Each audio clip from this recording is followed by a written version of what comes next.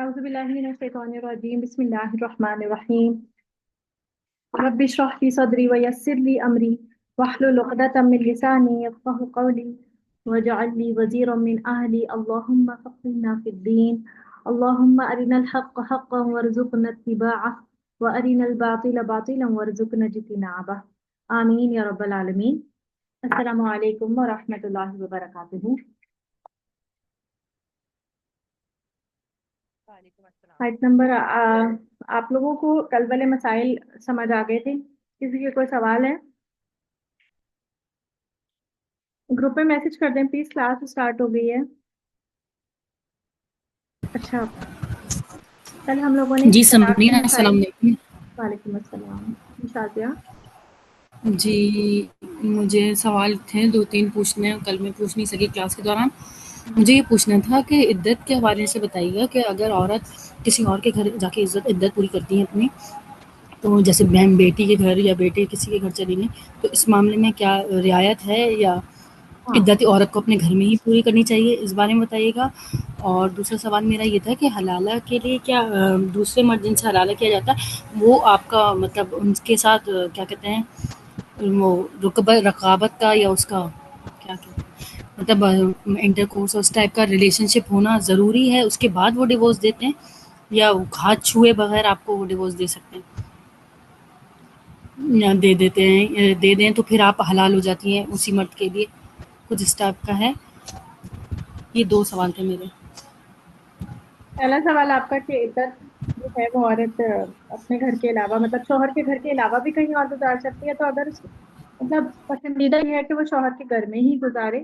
عدت بیوگی کی بھی ہو سکتی ہے اور عدت جو ہے وہ طلاق کی بھی ہو سکتی ہے۔ تو اگر وہ تو دو طلاقوں والی جو شروع کی ہے نا رجعی والی، اس میں تو عورت شوہر گھر میں ہی رہے تو بہتر ہے، گھر سے نہ جائے، جی بیوگی والے کے کیونکہ بارے میں بتائیے اس گا۔ طرح دونوں میں رجوع کرنے کا آپشن جو ہے وہ بھی ایک تو وہ بھی رہتا ہے، دوسرا یہ کہ رجوع کرنے کا جو ہے وہ مطلب اگر شوہر کے سامنے رہے گی بیوی تو ظاہر سے رجوع کرنے کا ایک زیادہ چانسز ہے۔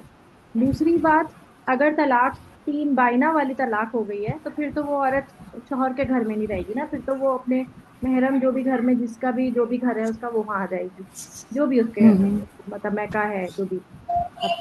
دوسرا جو ہے اگر بیوگی کی عدت ہے تو ایسی صورت میں عورت پسندیدہ یہ ہے کہ عورت اپنے اسی گھر میں رہے جس گھر میں وہ اپنے شوہر کے ساتھ رہتی تھی، اس لیے کیونکہ اس ٹراما سے، کیونکہ دیکھیں یہ ایک ایسا لاس ہوتا ہے نا جو بہت بڑا ٹراما ہوتا ہے، اس ٹراما سے نکلنے کے لیے عورت کو وقت چاہیے ہوتا ہے، اور ایسی جگہ پر ہی اسے وہاں پر مطلب اسی جگہ پہ اسے رہنا چاہیے جہاں پر اس نے اپنے اس ساتھی کے ساتھ جو بھی وقت گزارا، تاکہ اس ٹراما سے نکلنے میں اسے ہیلپ ملے، وہ ایک دم ڈیٹیچ فیل نہ کرے۔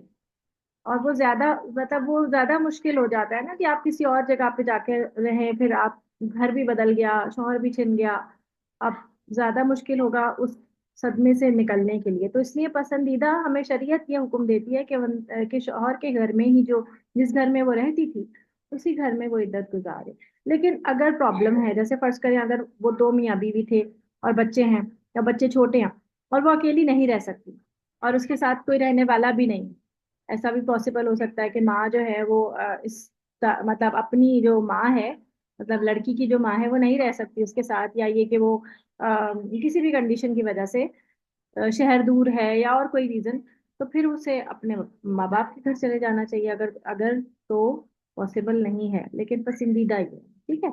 دوسرا آپ نے سوال کیا وہ حلالہ والا، تو اس میں جو ہے ظاہر سی بات ہے کہ پورا ایک ازدواجی تعلق ہونے کے بعد ہی اگر ڈیورس ہوتی ہے، لیکن وہ بھی بالاتفاق، وہ اگر پلاننگ کے تحت ہے، اگر ایک دل میں بیوی کے یہ بات ہے کہ میں اس لیے شادی کر رہی ہوں کہ میں کسی نہ کسی طرح اس سے چھٹکارا حاصل کر لوں گی، یا یہ کہ پہلے شوہر کی یہ نیت ہے کہ کسی طرح اس کے شوہر کے دل میں کوئی اس کے نیکسٹ شوہر کے دل میں کوئی ایسی بات ڈلوا دوں کہ جس سے وہ اسے طلاق دے دے، تو دونوں ہی کے لیے یہ بات گناہ کبیرہ ہے، اور ایسا نکاح پھر بعد میں اگر وہ دونوں آپس میں نکاح کر لیتے ہیں، پہلے شوہر کے ساتھ وہ اگر وہ عورت نکاح کر لیتی ہے تو وہ نکاح زنا کے زمرے میں حدیث کے مطابق آیا ہے، کہ وہ نکاح پھر جائز ہی نہیں ہوگا، کہ اگر آپ نے اس طرح کوئی پلاننگ کر کے یا دل میں ایسی نیت رکھ کے کوئی نکاح کرو دوسرا کیا ہے بال اتفاق، اگر دونوں دوسرا کہیں اور نکاح ہوا ہے اور وہ شوہر مر گیا ہے یا اس سے بھی نہیں نپ سکی،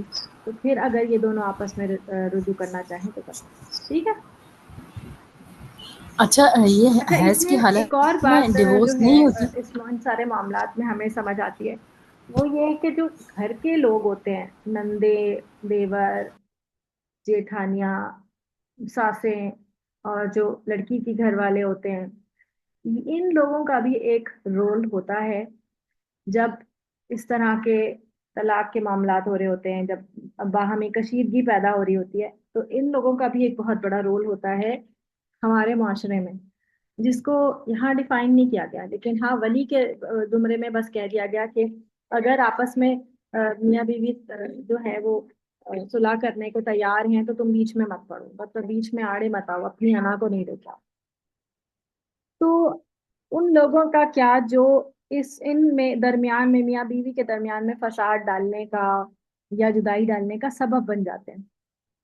تو ایسے جیسے ہم خواتین ہیں، سب سے زیادہ تو ظاہر سی بات ہے گھر میں ایک عورت کا جو واسطہ ہوتا ہے وہ لڑکے کی ماں سے پڑ رہا ہوتا ہے، اپنی ساس کے ساتھ، اس کی بہنوں کے ساتھ، اور دوسری گھر والوں کے ساتھ جو بھابیاں ہوتی ہیں آپس میں ان کے ساتھ، کیونکہ شوہر تو صبح کا گیا شام کو گھر واپس آتا ہے، تو زیادہ تر ان میں جو کلیشز ہوتے ہیں ان کا اثر بھی شادی شدہ زندگی کے اوپر پڑ رہا ہوتا ہے، کہ لڑکی پھر شکایت کرتی ہے اور پھر لڑکا جو ہے وہ غصے میں آ جائے اور پھر کہے کہ نہیں تم میری ماں کے بارے میں اس طرح کی باتیں کری ہو، اور پھر ماں جو ہے وہ لڑکے کو اور الگ کہاں کی کہانیاں سنا رہی ہو، یا پھر بہنیں جو ہیں وہ اپنی بھائی کو بتا رہی ہوں کہ بھائی بھابھی تو ایسے کرتی ہیں ہمارے ساتھ، ایسے کرتی ہیں۔ تو ان سب چیزوں میں جو تقوی والا پہلو ہے نا اس کو یاد رکھنا ہے، کہ جب ہم خطبہ نکاح سنتے ہیں، سننا چاہیے، اور اگر نہیں سنتے ہیں تو اس کی تعلیم ہونی چاہیے، اور صرف اسی دن نہیں ہونی چاہیے، پوری زندگی پہ کی تربیت ہے یہ نہیں کہ آپ کہیں کہ بھائی ہمارے یہاں یہ رواج نہیں ہے کہ ہم خطبہ نکاح سنیں یا یہ وہ، تو آپ کو پتا ہونا چاہیے خطبہ نکاح کی کون سی آیت ہے۔ سورہ نساء کی پہلی آیت جو ہے وہ خطبہ نکاح میں ہوتی ہے، اس کے علاوہ بھی جو ہے وہ اللہ کی وہ والی آیات جس میں حق کا تقاتی ہی، کہ اللہ تعالیٰ کا واتقوا اللہ یا ایھا الذین آمنوا اتقوا اللہ حق تقاتی، ایسے ایسے تم اللہ کا تقوی اختیار کرو جیسے کہ اللہ کے تقوی اختیار کرنے کا حق ہے۔ یہ دو آیتیں تو آپ کو پتہ ہی ہیں، تو ان دو آیتوں کی پوری تعلیم اپنی اولاد کو بھی دیں کہ تقوی ہے کیا چیز بیسیکلی، تاکہ لوگ پہ یہ نہ ہو کہ اس دن بتایا جا رہا ہے، یہ نکاح کے دن بتایا جا رہا ہے بھئی آپ نے تقوی اختیار کرنا، اگر بندے کے اندر یا بندی کے اندر اللہ کا ڈر ہے ہی نہیں، تو پھر آپ آپس کے تعلقات میں اور غیبت میں اور ایک دوسرے کے کلیشز میں جو ہے وہ پھر تقوی کہاں سے لے پیدا کروائیں گے کسی کا بھی؟ نہ لڑکی کی تربیت اگر اس لیول پر ہوئی بھی ہے اور نہ لڑکے کی تربیت اس لیول پر ہوئی بھی ہے، پھر تو دنیا دنیا کی طرح معاملات میں جو ہے وہ پھر مٹیریلسٹک ہوں گے، جہاں فائدہ مل رہا ہے وہاں جھکاؤ ہوگا۔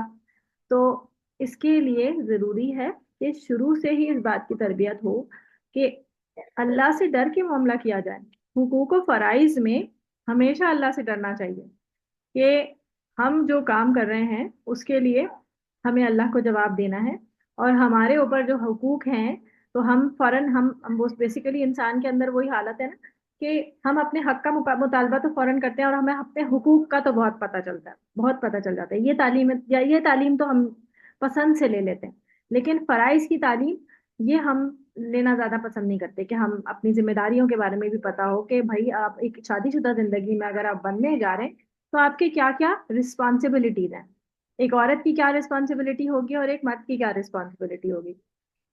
تو دونوں ہی طرف ایک پراپر تعلیم کے ساتھ ہی شادی ہونی چاہیے، اور ایک دوسرے کو وقت دینا چاہیے ایڈجسٹ ہونے کے لیے، دونوں ہی، لڑکا بھی اور لڑکی بھی اور لڑکی کے گھر والے بھی اور لڑکے کے گھر والے بھی، آپ سب اپنی اپنی فیملیز کو وقت دیں، ایڈجسٹ ہونے کا ٹائم دیں، تاکہ یہ مطلب ٹائم لگتا ہے ایڈجسٹ ہونے میں، ایک لڑکی اپنا گھر چھوڑ کر سب کچھ چھوڑ کر آ رہی ہے تو ظاہر سی بات ہے کہ وہ ایڈجسٹ ہونے میں ٹائم لگے گا، اور پھر یہ بھی کہ ایک ایسا گھر ہے جس میں ابھی تک کوئی باہر سے رہنے نہیں آیا تھا، کبھی کوئی مہمان رہنے نہیں آیا، اور پھر ایک شادی ہوتی ہے اور لڑکی کسی اور گھر کی لڑکی جو ہے وہ آ کے مستقل طور پر وہاں شفٹ ہو گئی ہے، तो घर वालों को भी तो एडजस्ट होने में टाइम लगेगा ना, कि एक नया बंदा घर के अंदर आकर अब रहने लगा है, वो घर का फर्द हो गया, लेकिन उसको एक्सेप्ट करने में और उसके साथ एडजस्ट होने में घर वालों को भी वक्त लगेगा।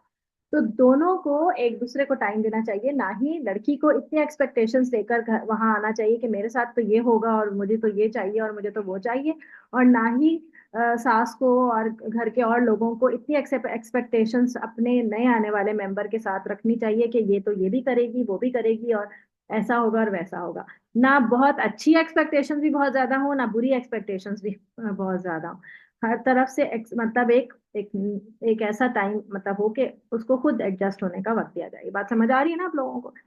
तो ये तरबियत खवातीन की सबसे ज्यादा होनी चाहिए, क्योंकि घर में जो है माँ होती है तो वो भी औरत ही है जाहिर है, और भी बाकी लोग हैं, तो ज्यादातर खवातीन जो है वो उनका मामला ज्यादा बनता है, और फिर लड़ाइयाँ भी खवातीन ही की आपस में ज्यादा हो रही होती हैं इस सिलसिले में। तो इसलिए खवातीन की भी तरबियत ज्यादा जरूरी है और बहुत ज्यादा जरूरी है।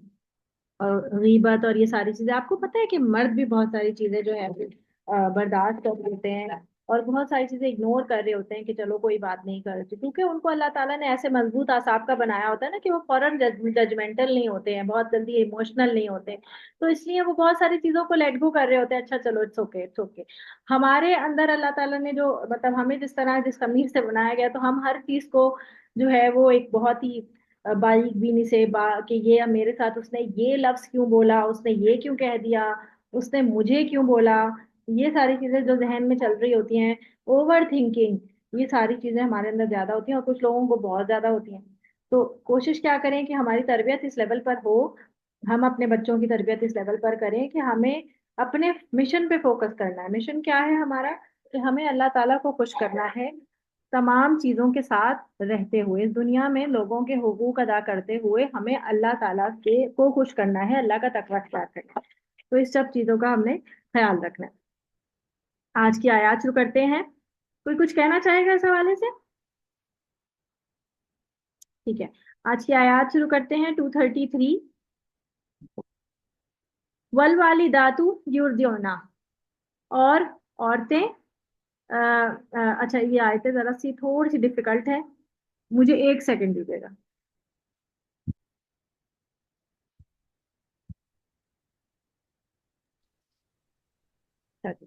वल वाली दातु, और माए, वालिदा, वालिदा से वालिदातु, यानी वालिदा एक के लिए और वालिदात ज्यादा के लिए। ठीक है,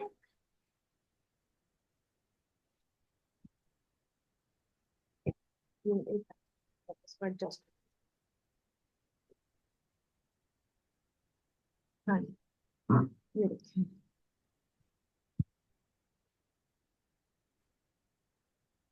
तो वाओ लाम दाल ही इसका रूट है वालिदा, सही है, यानी जो पैदा करने वाली औरत है, माँ। और माए युर्दियोना, युर्दियोना का रूट वर्ड होगा रॉ, बौद और आइन, रजा, यानी रजात से है। रजात किससे होगी? दूध पिलाने के लिए। तो युर्दियोना वो दूध पिलाएं, औलादा हुन्ना, अपनी औलाद को। ठीक है, हौलैनी, हौलैन, हौल का माना होता है जमाना, और हौलैनी दो जमाने यानी 2 साल। ठीक है, हॉल माँ हॉल कहते हैं ना, माँ, माँ जो, और हॉल, हॉल मतलब जो आसपास है, जो गुजर रहा है, जो इन्वायरमेंट को कहते हैं ना माहौल। तो हाउल का माना होता है जमाने को भी कहते हैं, क्योंकि जमाना भी गुजरता है और आसपास रहता है। तो 2 साल, ठीक है। हाउलैनी 2 साल, कामिलैनी मुकम्मल, कामिल, कामिलैनी ये भी तस्निया का सीगा होता है, ऐनी और आनी करके जो आवाज आती है ना, उसमें तस्निया का सीगा होता है, यानी दो का सीगा। 2 साल मुकम्मल, दो। लीमन, उसके लिए जो, अरादा इरादा करे, अन के, युतिम्मा वो तमाम करेगा, मुकम्मल करेगा, अर रज़ाअता रज़ात की मुद्दत को। ठीक है, यानी उसके लिए जो रज़ात की मुद्दत पूरी करना चाहता है, वो पूरे पूरे यानी वो औरतें पूरे 2 साल अपने बच्चों को दूध पिलाएं। वालल मौलूदी, मौलूदी लहू, और वो जिसका बच्चा है, मौलूदी वो जिसका, वो जो बच्चा है, लहू जिसका, ऐसे है ये, यानी उस वालिद के बच्चा है जिसका, यानी मौलूदी लहू का पूरा मतलब हुआ वालिद। ठीक है, मौलूदी बच्चा है लहू जिसका, यानी वालिद। रिस्क हुन्ना, उन औरतों का यानी माओ का, रिस्क यानी नान नफका। व किस्वत हुन्ना, किस्वा, किस्वा जो है काफ सीन वाव, किस्वा कहते हैं लिबास को, और लिबास उनका, बिल मारूफी, भले तरीके से, यानी ठीक ठाक, जो जिस जो हैसियत है उसकी। यानी जब औरतें, अब ये क्योंकि तलाक के मसाइल चल रहे हैं तो तलाक के बाद की बात हो रही है, कि जब औरतें, अगर बच्चे हैं, दो दो मियाँ बीवी हैं, उनमें से उनके बच्चे भी हैं, और बच्चा इतना छोटा है कि वो दूध पीता है, तो ऐसी सूरत में जब तक बच्चा दूध पी रहा है, उसका नान नफका, उस औरत का नान नफका मर्द वालिद, बच्चे के वालिद के ऊपर होगा। यानी कि देखें, जब आप तलाक की बात करते हैं तो तलाक में तो ये है कि मेहर दे दिया, जो चीजें थी वो दे दी, और फिर बात खत्म हो गई। नान नफका फिर बाद में तो नहीं चलता रहेगा, लेकिन अगर औलाद है और वो दूध पीती औलाद है, तो नान नफका में जो है वो अभी भी चलता रहेगा। नान नफका में सिर्फ लिबास और यह, क्योंकि अब रिहाइश उसकी नहीं होगी, तलाक हो चुकी है, तो रिहाइश तो वो अपनी अख्तियार करेगी। हाँ, उसका लिबास और उसके उसके खाने पीने का जो खर्चा है, क्योंकि खाने पीने से ताल्लुक है ना, उस बच्चे का फीड जो है वो उसकी खाने पीने से ही बन रहा है। तो ये उस बच्चे का की किफालत जो है वो तो बाप की जिम्मेदारी है।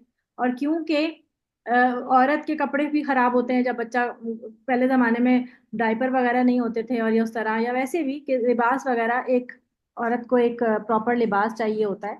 तो और ये कि छोटा बच्चा होता है तो कपड़े ज्यादा गंदे होते हैं, तो लिबास जो है वो भी मर्द के जिम्मे डाला है अल्लाह ने। देखिए कि आप औरत की को अल्लाह ताला ने कितने हुकूक दे रखे। ला तुकल्लफु नफ्स, ला तुकल्लफु, कल्लफ, मुकल्लफ, तकलीफ, ना तकलीफ दिया जाए, नफ्सुन कोई नफ्स, यानी कोई जान, इल्ला मगर, वुसाहा उसकी वसत के मुताबिक। यानी यहाँ पर जो लिबास और इसकी बात की जा रही ना, आगे उसी कंटिन्यूटी में ये बात की जा रही, ताकि कि अगर ऐसा ना हो कि वालदा या जो जो बच्चों की माएँ हैं वो ज्यादा तकाजा करें कि भाई हमें तो इतना और इतना पैसा चाहिए, हम दूध पिला रहे हैं। अब तो खैर वो मामला ही खत्म हो गया।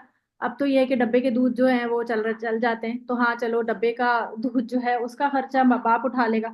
ठीक है, तो रिस्को हुन्ना और वकिस्वतु हिन्ना का मामला ही खत्म, हाँ चलो उसका बच्चे का जो खर्चा है वो उठा ले।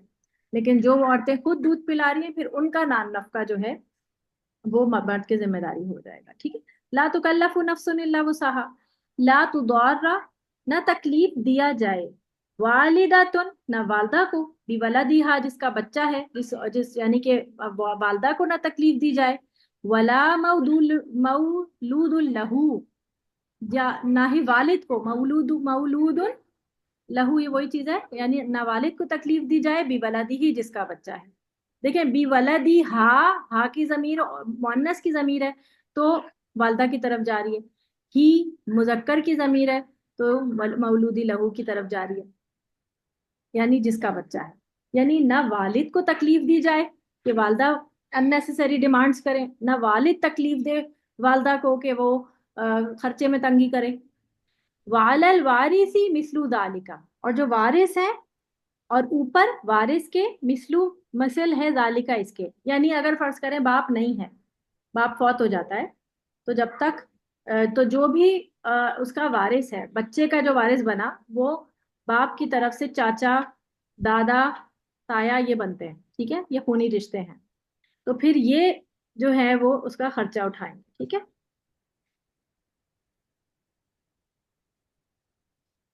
ठीक है। इन अरादा, फिर अगर इरादा, अब यहाँ पे देखें अलिफ के साथ ये तस्निया का सीगा, कि दोनों इरादा करें, फिसालन दूध छुड़ाने का, फिसालन अलहदगी का, यानी फिसालन दूध छुड़ाने का, अन तरादिम मिनहुमा, अन तरादिम रजा से है, रजा मतलब रा बाद या, यानी रजामंदी, आपसी रजामंदी के साथ अगर ये चाहें कि दूध नहीं पिलवाना, यानी कि बीवी से नहीं पिलवाना चाहते, और या बीवी की कोई कंडीशन है, नहीं दूध नहीं आ रहा, या और कोई और रीजन है, तो جو ہے تو پھر کیا ہوگا، وہ تشاورین اور مشاورت کے ساتھ، یعنی مشورے کے ساتھ، باہم رضامندی، کوئی لڑائی جھگڑا نہیں، رضامندی دونوں کی اور آپس کی مشاورت کے ساتھ، فلا جناح علیہم، تو ان دونوں کے اوپر کوئی گناہ نہیں.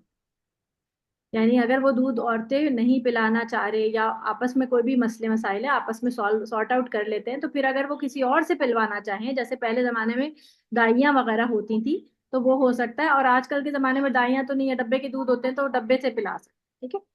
وَإِنْ، اور اگر اردتم تم ارادہ کرو تم، ان کے تسترضعوا کہ تم دودھ پلواؤ، اولادکم اپنی اولاد کو، یعنی تم کسی اور سے دودھ پلوا دو، عورتوں سے، کسی اور جیسے دائیاں وغیرہ سے، فلا جناح علیکم، تو نہیں ہے کوئی گناہ تم پر، اذا جب سلم تم سونپ دو تم، سلمہ، سلمہ یسلم تسلیم، سلمہ سپرد کر دو تم، ماں جو آتے تم دیا تم نے، بالمعروف بھلے طریقے سے دینا تھا تم نے، یعنی جو تم نے طے کیا، یعنی جو بھی اجرت دائی کی طے ہوئی ہے، اس پہ جب تم دے دو، اس کا معاوضہ دے دو، تو تم پہ کوئی گناہ نہیں کہ تم اپنی اولاد کو کسی اور سے بھی دودھ پلوا سکتے ہو.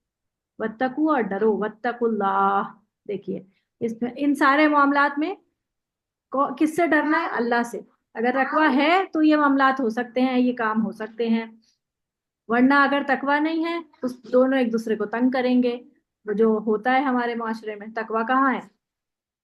وَعَلَمُوا، اور جان لو، ان اللہ بما تعملون بصیر، کہ جو تم کچھ کرتے ہو وہ سب کچھ اللہ تعالیٰ دیکھ رہا ہے. بصیر جو ہے نا، یہ بصیر، رحیم، قدیر، یہ نا ایک لفظ ہے عربی زبان کا، فعیلن، یہ وہ ہے وزن ہے فعیلن کے وزن پہ.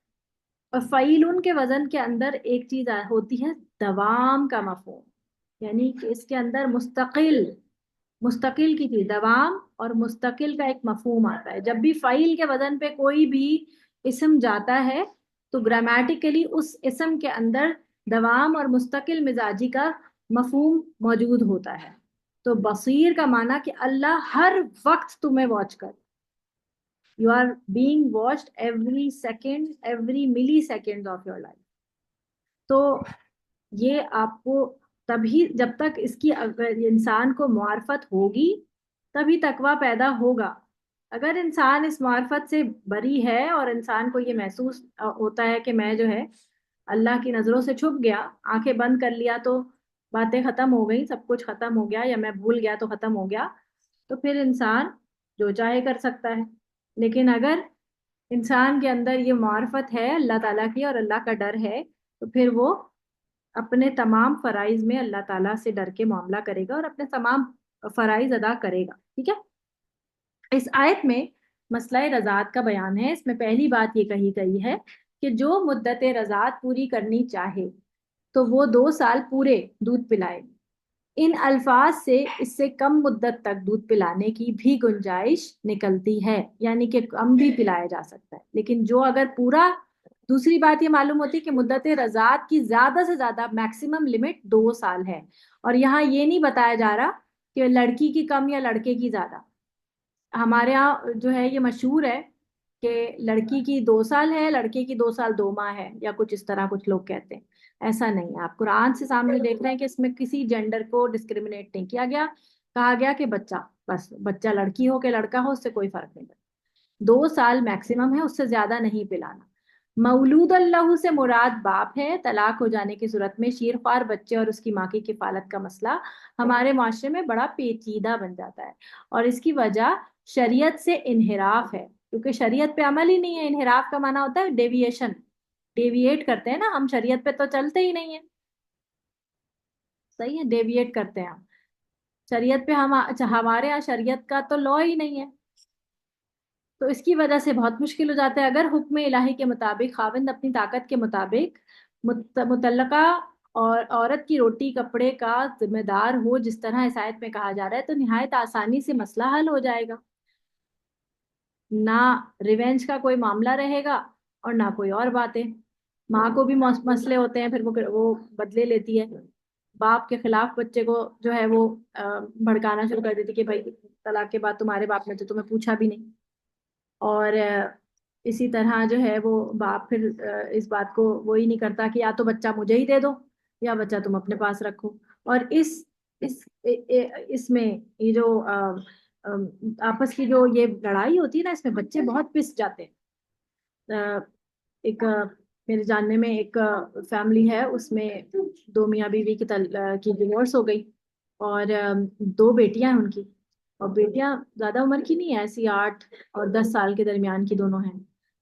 تو ایک بیٹی ماں لے گئی اور ایک بیٹی جو ہے وہ باپ کے پاس ہے.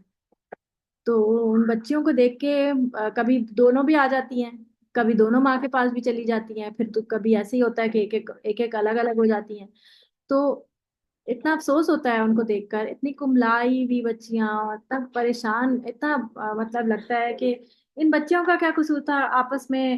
آپ کی جو ہے وہ لڑائی ختم ہوئی ہے یا آپ کی ڈیورس ہوئی ہے، بچیاں تو آپس میں بہنیں ہیں، ان کو الگ کیوں کر دیا؟ اور دو الگ الگ بالکل اکیلی اکیلی، ایک ادھر اکیلی ایک ادھر اکیلی. اور بہت ہی افسوس ہوتا ہے دیکھ کر. تو کہنے کا مطلب یہ ہے کہ یہاں پر بھی آپ دیکھیں کہ اگر تقوی ہو تو انسان، چلو اگر ماں کے پاس رہ رہی ہے، اگر ماں نہیں افورڈ کر سکتی، اور اگر ماں چاہتی ہے کہ بچیاں دونوں جو ہیں وہ میرے پاس رہیں، تو باپ خرچہ اٹھا دے. باپ جو ہے وہ اس کو ماں کے پاس رہنے دے اور بچیوں کا اسکولنگ کا اور ساری چیزوں کا خرچہ اٹھا لے. اب باپ اور ماں کی آپس میں چپکلش یہ ہے کہ جو میں رکھوں گا میں اسی کا خرچہ اٹھاؤں.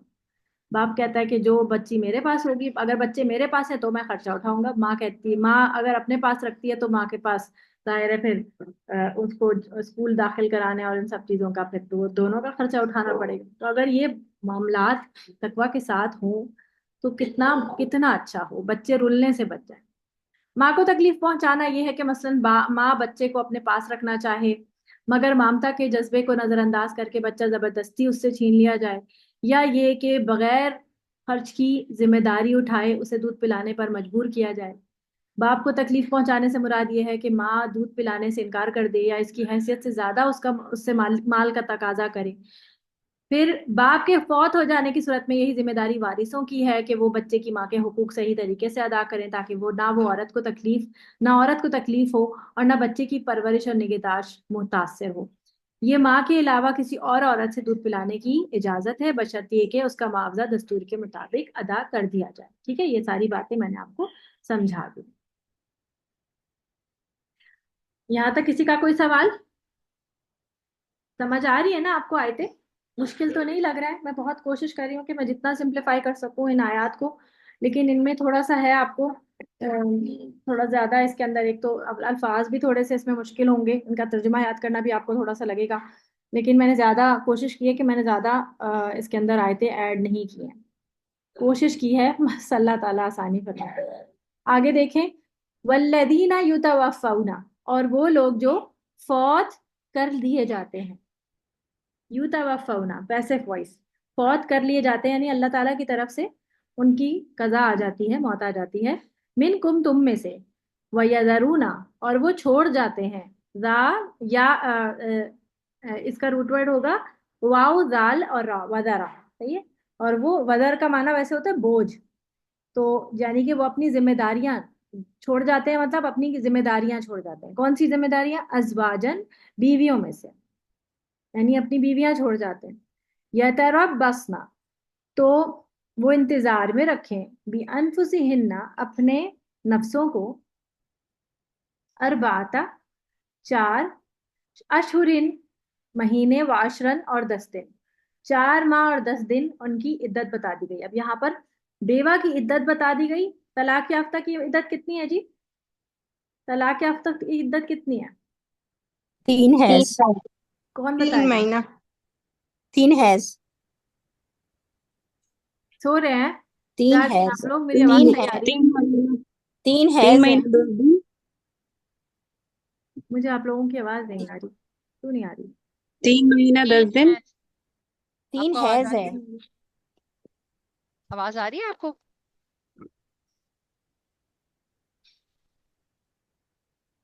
ہلو، سے آواز نہیں آ رہی ان کو. پتہ نہیں، مجھے آپ لوگوں کی آواز نہیں آ رہی ہے. آپ کی آواز آ رہی ہے ہمیں، لیکن آپ کو ہم لوگوں کی نہیں آ رہی.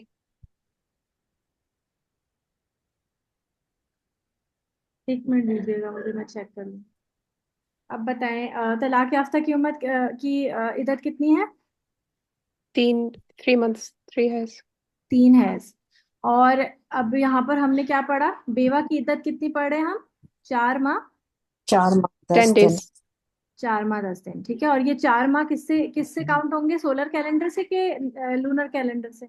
Lunar calendar से. लूनर कैलेंडर से. ठीक है, शाबाश, बारकल्लाह फीक. आगे देखते हैं, इसको चलते हैं. अच्छा.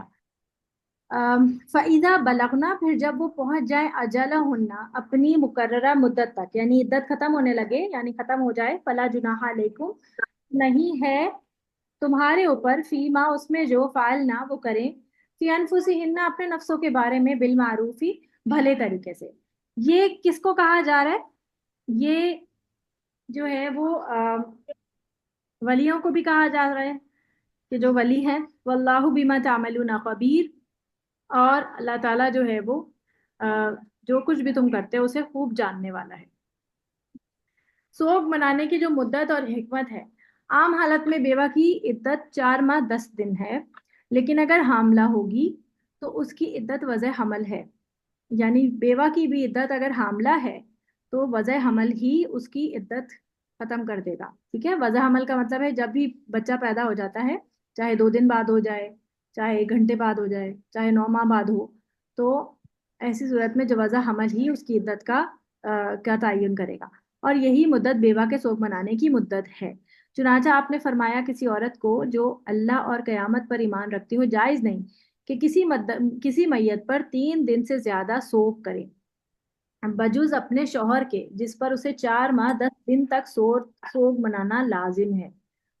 और हजरत उम्मे अतिया रजी अल्लाह ताला अन्हु कहती हैं कि हमें किसी भी मैयत पर 3 दिन से ज्यादा सोग मनाने से मना कर दिया गया, बजुज खावन के जिस पर 4 माह 10 दिन सोग मनाने का हुक्म था. और हुक्म ये था कि इन दिनों में ना हम सुरमा लगाएं, ना खुशबू, और ना ही रंगे हुए कपड़े पहने, इल्ला ये कि उसकी बनावट भी रंगीन धागे से हो, यानी कुछ कढ़ाई वगैरह हुई भी हो, बहुत भड़के हुए कपड़े ना पहने. अगर ये इजाजत थी, अलबत्ता ये इजाजत थी कि हम में से जब कोई हैज से पाक हो और गुस्ल करे तो कुस्तुल अजफार, यानी एक किस्म की खुशबू होती है, वो लगा सके, ये हैज की हालत के बाद. इसको मैं अभी इस हदीस को ना, ये जो आपकी इसमें अगर कोई मुश्किल है तो अभी मैं आखिर में इसको समझाऊंगी. इसमें मैंने आखिर में इसका इसका एक्सप्लेनेशन ऐड किया है. नेज हमें जनाजे के साथ जाने से भी मना कर दिया गया था. रही ये बात कि औरत की इद्दत या सोग का अरसा कहाँ गुजारे, तो इस सिलसिले में राजे कौल यही है कि वो अपने खाविन के मकान में ही गुजारे, और इसे इतने सफर की इजाजत है कि रात को अपने मकाम पर वापस आ जाए. यानी अगर किसी वजह से डॉक्टर के पास जाना है, या अगर कमाने वाला कोई नहीं है और उसे जॉब करनी है, तो कोशिश करे कि रात से पहले पहले वो घर वापस आ जाए. और कुछ उलमा का ये कौल भी है कि बेवा औरत जहाँ चाहे इद्दत गुजार सकती है और इस पर सफर की भी पाबंदी है. इद्दत की मसलहत, ये इद्दत अल्लाह ताला ने इसलिए मुकर्रर फरमाई है कि मालूम हो सके कि औरत को अपने मरने वाले खाविन से हमल तो नहीं, अगर हमल हो तो इद्दत वज़ाए हमल तक होगी, ताकि नसब में इख्तिलात वाक़ ना हो, यानी जो उसकी वल्दियत है ना, उसमें कोई प्रॉब्लम ना हो, बच्चे की वल्दियत का पता चल जाए. 4 माह 10 दिन गुजरने के बाद वो अपने निकाह के मामले में मुख्तार है, यानी जो औरत है उसको अपना ये इख्तियार, यानी ये थोड़ा सा इजाफी, एक कुंवारी औरत से ज्यादा इसको एक इख्तियार हासिल हो जाता है. और इस मुद्दत में यकीनी तौर पर मालूम हो सकता है कि उसे मुतवफ़ी खाविन से हमल है या नहीं, यानी उसे इख्तियार है कि फिर वो जहाँ चाहे अपना निकाह करवा सकती है, लेकिन वली जरूरी होगा तब भी. ठीक है. आपकी तरफ से ना किसी का माइक खुला हुआ है, बहुत शोर आ रहा है उस तरफ से. अच्छा. यानी इनका निकाह की बातचीत करना, जीनत और आराइश करना, खुशबू लगाना, मकाम इद्दत से किसी और जगह चले जाना, निकाह कर लेना, जो कुछ वो अपने हक में बेहतर और मुनासिब समझे, यानी जो मारूफ हमने कहा ना, ये जो आखिर में हमने पढ़ा कि वो जो फिर अपने लिए करें मारूफ तरीके से, भले तरीके से, तो वो कर सकती हैं. तो क्या कर सकती हैं कि निकाह की बातचीत, यानी अपना पैगाम भी दे सकती हैं किसी को निकाह के लिए, फिर वो जीनत भी कर सकती हैं, खुशबू भी लगा सकती है इद्दत गुजारने के बाद. ठीक है. मकाम इद्दत से चली भी जा सकती है, मतलब कहीं और शिफ्ट हो जाए, निकाह भी कर सकती हैं, लेकिन वली के साथ, वली जरूरी होगा फिर भी. جو کچھ وہ اپنے حق میں بہتر اور مناسب سمجھیں سب کچھ جائز ہے اور اس کا تم پر گناہ نہیں ہوگا، یعنی ولی کو گناہ نہیں ہوگا، لیکن معروف طریقے سے، یہ نہیں کہ بدکاری کرنا شروع کر دیں، بالکل ہی بے پردہ اور بے بہا گھومنا شروع کر دیں، اور تو وہ الاؤڈ نہیں ہے، لیکن معروف طریقے سے جو وہ کرنا چاہیں تو ان کو ایک طرح سے ایک مختار، خود مختار کر دیا گیا۔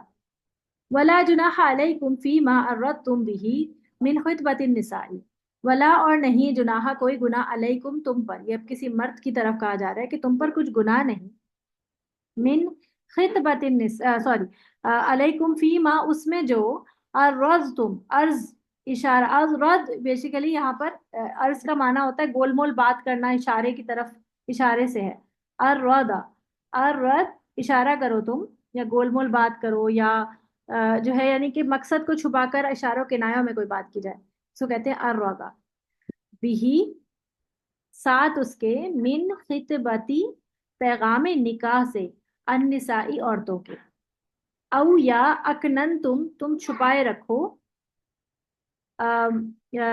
فی، اس کا روٹ ورڈ ہے کاف نون نون، کسی چیز کو محفوظ مقام پر چھپا کے رکھنا، اس کو کہتے ہیں کاف نون نون۔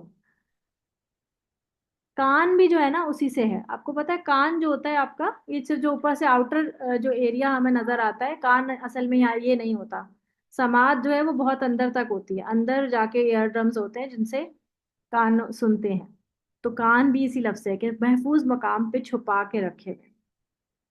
فی انفسکم، اپنے نفسوں سے، اپنے نفسوں میں، فی انفس یعنی اپنے اندر کوئی، یعنی کہ یہ بات ہو رہی ہے کہ اگر کوئی شخص، کوئی عورت بیوہ ہوئی ہے اور کوئی اور شخص اس سے نکاح کرنا چاہتا ہے، تو اب تو تم پر کوئی گناہ نہیں کہ تم اس تک یہ پیغام پہنچوا دو کسی سے، کیونکہ عدت ہے، ظاہر ہے اس سے تو تم ڈائریکٹ نہیں مل سکتے، مردوں کے ساتھ یا کسی بھی کے ساتھ ملنا تو الاؤڈ نہیں ہے نا، ویسے بھی نہیں الاؤڈ ہے، لیکن عدت میں زیادہ جو ہے وہ پردہ ہو جاتا ہے کہ پردے میں بھی آپ جو ہے وہ اس سے نہ بات چیت کریں مردوں کے ساتھ، تو اب تم یہ کہ خود تو پہنچ، یعنی کہ گول مول بات یہ ہے کہ کسی اشارے کے ذریعے ان کو یہ میسج پہنچوا دو کہ ہم نکاح میں انٹرسٹڈ ہیں، تو تم پہ یہ گناہ میں نہیں ہے کہ تم ان سے کوئی ایسی اشارے کنائے کی بات کرو، یا پھر اپنے اندر بھی چھپا کے رکھ سکتے ہو کہ دل میں خواہش ہے انسان کے کہ اگر اب یہ بیوہ ہوئی ہے، اب میرا دل ہے کہ اس سے شادی کروں۔ علیم اللہ، جان لیا اللہ نے، انکم، کہ بے شک تم، ستذکرونہن، کہ تم ضرور ذکر کرو گے ان کا، یعنی ظاہر دل کے اندر اگر کسی مرد کے اس کی محبت ہے تو ضرور وہ ذکر کر دے گا، تو اللہ یہ بات جانتا ہے، اس لیے اللہ تعالیٰ نے اس پہ وہ دے دی، ایک رعایت دے دی، لیکن ایک آگے جو ہے وہ ایک بول اس کو بند باندھ دیا، اور وہ کیا کہ ولیکن، لیکن، لا تواعدوہن، نہ تم وعدہ لو ان عورتوں سے، واو عین دال، سرن، چھپ کر، الا مگر ان یہ کہ تقولو، تم کہو، قولن بات، معروفن بھلی، یعنی ان سے چوری چھپے وعدے وغیرہ نہ کرو، نہ تو ان سے تم وعدے لو اور نہ خود بھی اپنے آپ پکا ارادہ کرو، ولا اور نہ تعظیمو، تم عزم کرو، عقدتا، عقد النکاحی، عقد نکاح کا، یعنی نکاح کے کرنے کا پورا پکا اپنے اندر بھی عزم نہ کرو، حتیٰ یہاں تک کہ یبلغ الکتاب، پہنچ جائے لکھی ہوئی، یعنی مدت، یعنی عدت، لکھی ہوئی، اجلہ، اپنی مدت تک، یعنی لکھی ہوئی عدت یعنی مقررہ وقت جو ہے وہ اپنی مدت کو نہ پہنچ جائے، یعنی عدت کمپلیٹ نہ ہو جائے۔ عدت کے دوران ایک تو یہ کہ عورت اب بہت ایموشنل ہے، اس وقت اگر اس کو کوئی پیغام ملتا بھی ہے تو وہ کہتی ہے نہیں مجھے نہیں کرنی، مجھے شادی ہی نہیں کرنی کسی سے، کیونکہ ظاہر ہے اس وقت وہ ایک ایسے ایموشنل دور سے گزر رہی ہوتی ہے، تو وہ پھر ایک اور ٹراما یا کسی بھی اور چیز کی طرف نہیں سوچنا چاہتی جب تک کہ وہ اس فیز سے نکل نہ جائے۔ دوسرا، جو شخص دوسرا ہے اس کے اندر بھی ہے کہ ابھی وہ اس کو پتہ چلا ہے کہ وہ شخص جو وہ عورت جو ہے وہ بیوہ ہوئی، ہو سکتا ہے وہ ہمدردی میں اس سے شادی کرنا چاہ رہا ہو، مدت گزرنے کے بعد پھر وہ ہمدردی اتنی نہ رہے، وتھ ٹائم جو ہے اس کے ایموشنز بھی بیٹھ جائیں، تو اس لیے اس دوران میں خود کو بھی ٹائم دو اور اس بندی کو بھی ٹائم دو ایڈجسٹ ہونے کا۔ تو اگر تمہیں لگتا ہی ہے کہ تم اس تک پیغام پہنچانا ضروری ہے تو تم اشاروں کناروں میں پیغام پہنچا سکتے ہو، لیکن کوئی وعدہ نہیں کرو، نہ لوگے نہ کرو گے۔ وَاعْلَمُوا اور جان لو ان اللہ بے شک اللہ یعلمو جانتا ہے ما فی انفسکم جو کچھ تمہارے نفسوں میں ہے، فاحذروہ تو پس ڈرو اس سے، حذرا یا بچو اس بات سے جو چیزیں اللہ تعالیٰ کو پتہ چلیں گی تمہارے دل کے اندر، یعنی اپنے دلوں کو پاک رکھو۔ وَاعْلَمُوا اور جان لو ان اللہ بے شک اللہ غفور رحیم، غفور بہت بخشنے والا ہے، حلیم بہت بردبار ہے، یعنی اللہ تعالیٰ بہت بخشنے والا بھی ہے اور بہت بردبار ہے، یعنی کہ ایسا نہیں کہ تمہارے دل میں جو خیالات آ رہے ہیں ان کے اوپر اللہ تعالیٰ فوراً ہی پکڑ کر لے، اللہ تعالیٰ حلم والا ہے، ٹھیک ہے نا؟ بات سمجھ آ رہی ہے نا؟ کہیں بھی مشکل ہوتی ہو تو مجھے بتائیے گا کہ آپ کو سمجھ نہیں آ رہی۔ یعنی ایسی عدت والی بیواؤں کو تم اشارتاً تو پیغام دکھا دے سکتے ہو، مگر واضح الفاظ میں پیغام دینا ناجائز ہے۔ مثلاً ایسے یوں کہہ سکتے ہیں کہ میرا بھی کہیں نکاح کرنے کا ارادہ ہے، یا یہ کہ یوں کہہ دے کہ ابھی تم انشاءاللہ جوان ہو، اور اس طرح اشارتاً پیغام سنا دینے میں ایک مصلحت یہ بھی ہے کہ کوئی دوسرا اس سے پہلے پیغام نہ دے دے، یعنی کہ وہ اس کو نظر میں رکھے۔ البتہ جو عورت طلاق رجعی کی عدت میں ہو اسے اشارتاً بھی کوئی ایسی بات کہنا حرام ہے۔ یہ بات سمجھ آتی ہے نا کہ اگر کوئی رجعی عدت پہ ہے تو ابھی اس کا حق اس کے شوہر سے ختم نہیں ہوا ہے، تو ابھی کوئی دوسرا بندہ اسے پیغام نہیں دے سکتا اس عدت کے دوران۔ یہ تو یقینی بات ہے کہ اگر تمہارا اس سے نکاح کا ارادہ ہے تو تم یقیناً اسے دل میں یاد رکھتے ہوگے، لیکن اس خیال سے مغلوب ہو کر نہ تو دوران عدت اس سے کوئی وعدہ کر لینا یا وعدہ لینا، اور نہ ہی نکاح کا ارادہ کرنا۔ البتہ اگر تمہارے دلوں میں جو ایسے خیالات آتے ہیں ان پر تم پر کچھ مواخذہ نہیں ہے، کیونکہ اللہ بخش دینے والا اور بردبار ہے، ٹھیک ہے؟ یہ جو ہے کہ یہ اشارتاً پیغام پہنچانا، میں شاید صحیح سمجھوں یا نہیں مجھے بتائے گا، کہ عدت کے دوران آپ یہ کر سکتے ہیں، اشارتاً پیغام پہنچا سکتے ہیں، لیکن اگر آپ کوئی وعدہ یا کوئی اس طرح کی وہ نہیں لے سکتے، آپ حتمی بات نہیں ہوگی، حتمی بات نہیں لے سکتے، لیکن اشارتاً آپ پیغام پہنچا سکتے اشارتاً جیسے ہوتا ہے نا کہ لوگ ہیں عدت کہتے کے دوران۔ ہیں عدت کے دوران، ہاں، کہ کسی سے کہلوا دیا کہ ہمیں بھی نظر میں رکھنا، یا یہ کہ میرا کسی سے کہلوا دیا کہ ہاں بھائی بھی لڑکی ڈھونڈ رہے ہیں، اس طرح کی کوئی بات کہلوا دی، لیکن واضح پیغام نہ ہو کہ واضح پیغام ہی دے دیا۔ ٹھیک ہے جی، فرحانہ آپ کچھ کہہ رہی ہیں؟ السلام علیکم۔ ہاں، مجھے پوچھنا تھا کہ کیا نام ہے، یہ جو کپڑوں کے بارے میں بول گیا کہ جب عدت گزارتے ہیں اس میں آپ نے کہا امبرائڈری والے کپڑے، تو لوگوں کے کلرفل کپڑے ہوتے ہیں، تو پھر کیا اس کو عدت کے خاص کپڑے خریدنے پڑیں گے؟ نہیں ایسا نہیں، ہندوانہ تھوڑی ہے ہمارا مذہب کہ ہم سفید کپڑے پہننے لگیں گے۔ مطلب اس سے مراد یہ ہے کہ شوخ کپڑے نہ ہو، نہیں ہے رنگا ہوا کا تو کپڑا یہی تو پہلے شوق زمانے میں کلر، جو شوق کلر ہوتے ہیں نا، ریڈ، یلو، گرین، اس طرح کے شوق کلر ہوتے ہیں۔ ایسے شوق کلر ہیں تو وہ نہیں پہنے، پھر ایسے کپڑے پہن لیں جو جیسے براؤن ہے، براؤن کلر ہلکا ہوتا ہے، اس کے علاوہ لائٹ پنک کلر ہوتا ہے جو، اور یعنی کہ پورا ایک لائٹ، دل سے وہ اس کا احترام کرے عدت کا مدت کو، ہاں اور ایسے وہ بھڑکیلے ایسے کپڑے جو ہم شادیوں میں پہنتے ہیں، یا ایسے ریشمی کپڑے جو ہمارے فینسی رکھے ہوتے ہیں، وہ کپڑے نہ پہنیں، وہ گھر میں اچھا، کپڑے اور سارے اس ہوتے میں ہیں۔ یہ بھی ہے کہ تمرین ہنسنے بولنا لوگوں سے خوب، یہ سب میں بھی بہت احتیاط کرنا ہے۔ اور مردوں کے ساتھ تو بہت احتیاط کرنی ہے، مردوں کے ساتھ تو آپ اس طرح کی بات چیت نہیں کر سکتے۔ ہاں ویسے بھی تمرین کا دل بھی کہاں چاہتا ہوگا اس طرح ہنستے بولنے کا، ایسی جی جی جی آنٹی۔ تمرین وہ جو طلاق کی جو عدت، وہ سوری بیوہ کی جو عدت ہے، تو وہ تو اس کے لیے تو ٹھیک ہے کہ بھئی آپ وضع حمل آپ کا ظاہر ہو جائے کہ آپ کا ہونے والا بچہ جو ہے وہ اسی کا ہے، بٹ جن کے نہیں ہے، ایج ہو جاتی ہے، تو ان کے لیے بھی یہی عدت کا ہے، 4 مہینے 10 دن، کر لیں تو بہتر ہے، نہ کریں تو کوئی پکڑ بھی نہیں کس کے لیے سوری میری آواز آپ؟ ہے۔ وہ جو یہ تو جو ہے کہ بھئی اگر بیوہ ینگ ہے اور اس کا جو ہے آپ 4 مہینے 10 دن کی عدت ہے، کیونکہ وضع حمل جو ہے وہ آپ کا ظاہر ہو جائے کہ یہ اسی آدمی کی اولاد ہے، لیکن جو عورت ایج کی بڑی ہے اور وہ اس میں، تو اس کے لیے بھی جو عدت ہے وہ اتنی ہے، یا اس ہاں میں جو ہے وہ इद्दत की इसकी मुद्दत वजह क्या है कल कि भी मैंने इद्दत की बताया था वजह? कि इद्दत की मुद्दत में कोई कमी नहीं। हाँ, रिलैक्सेशन ही हो जाती है कि पाबंदियों में थोड़ी कमी आ जाती है। अगर मेनोपॉज हो चुका है और ओवर एज है, अब कोई मतलब उसका वो नहीं है, तो पाबंदियों में जरा से कमी हो जाती है कि अगर मतलब मतलब बहुत पर्दा नहीं कर कर सकती, तो इस तरह मतलब बेसिकली डेफिनेशन क्या होगी इद्दत की? वैसे इसमें आयतों से ये बात मतलब ये तफसीर में होगी या हमारे उलमा कराम ने इस बारे में बात की है, या फिर जैसे तफसीर में तो आप इतना सॉरी तर्जुमे में इतना खुला खुला हर चीज लिखी हुई है, ये चीज नहीं मेंशन है ना एजिड औरतों के लिए? नहीं, ये चीज नहीं मेंशन है, लेकिन ये है कि अगर जैसे खवातीन एजेड हैं, अब इतना पर्दा, या ये देखें, आप देखें कोई औरत है अब ओल्ड एज है, 70-80 साल की, अब उनका मसला ये है कि उनको उनको जो है वो क्या नाम है, डिपेंडेंट है वो।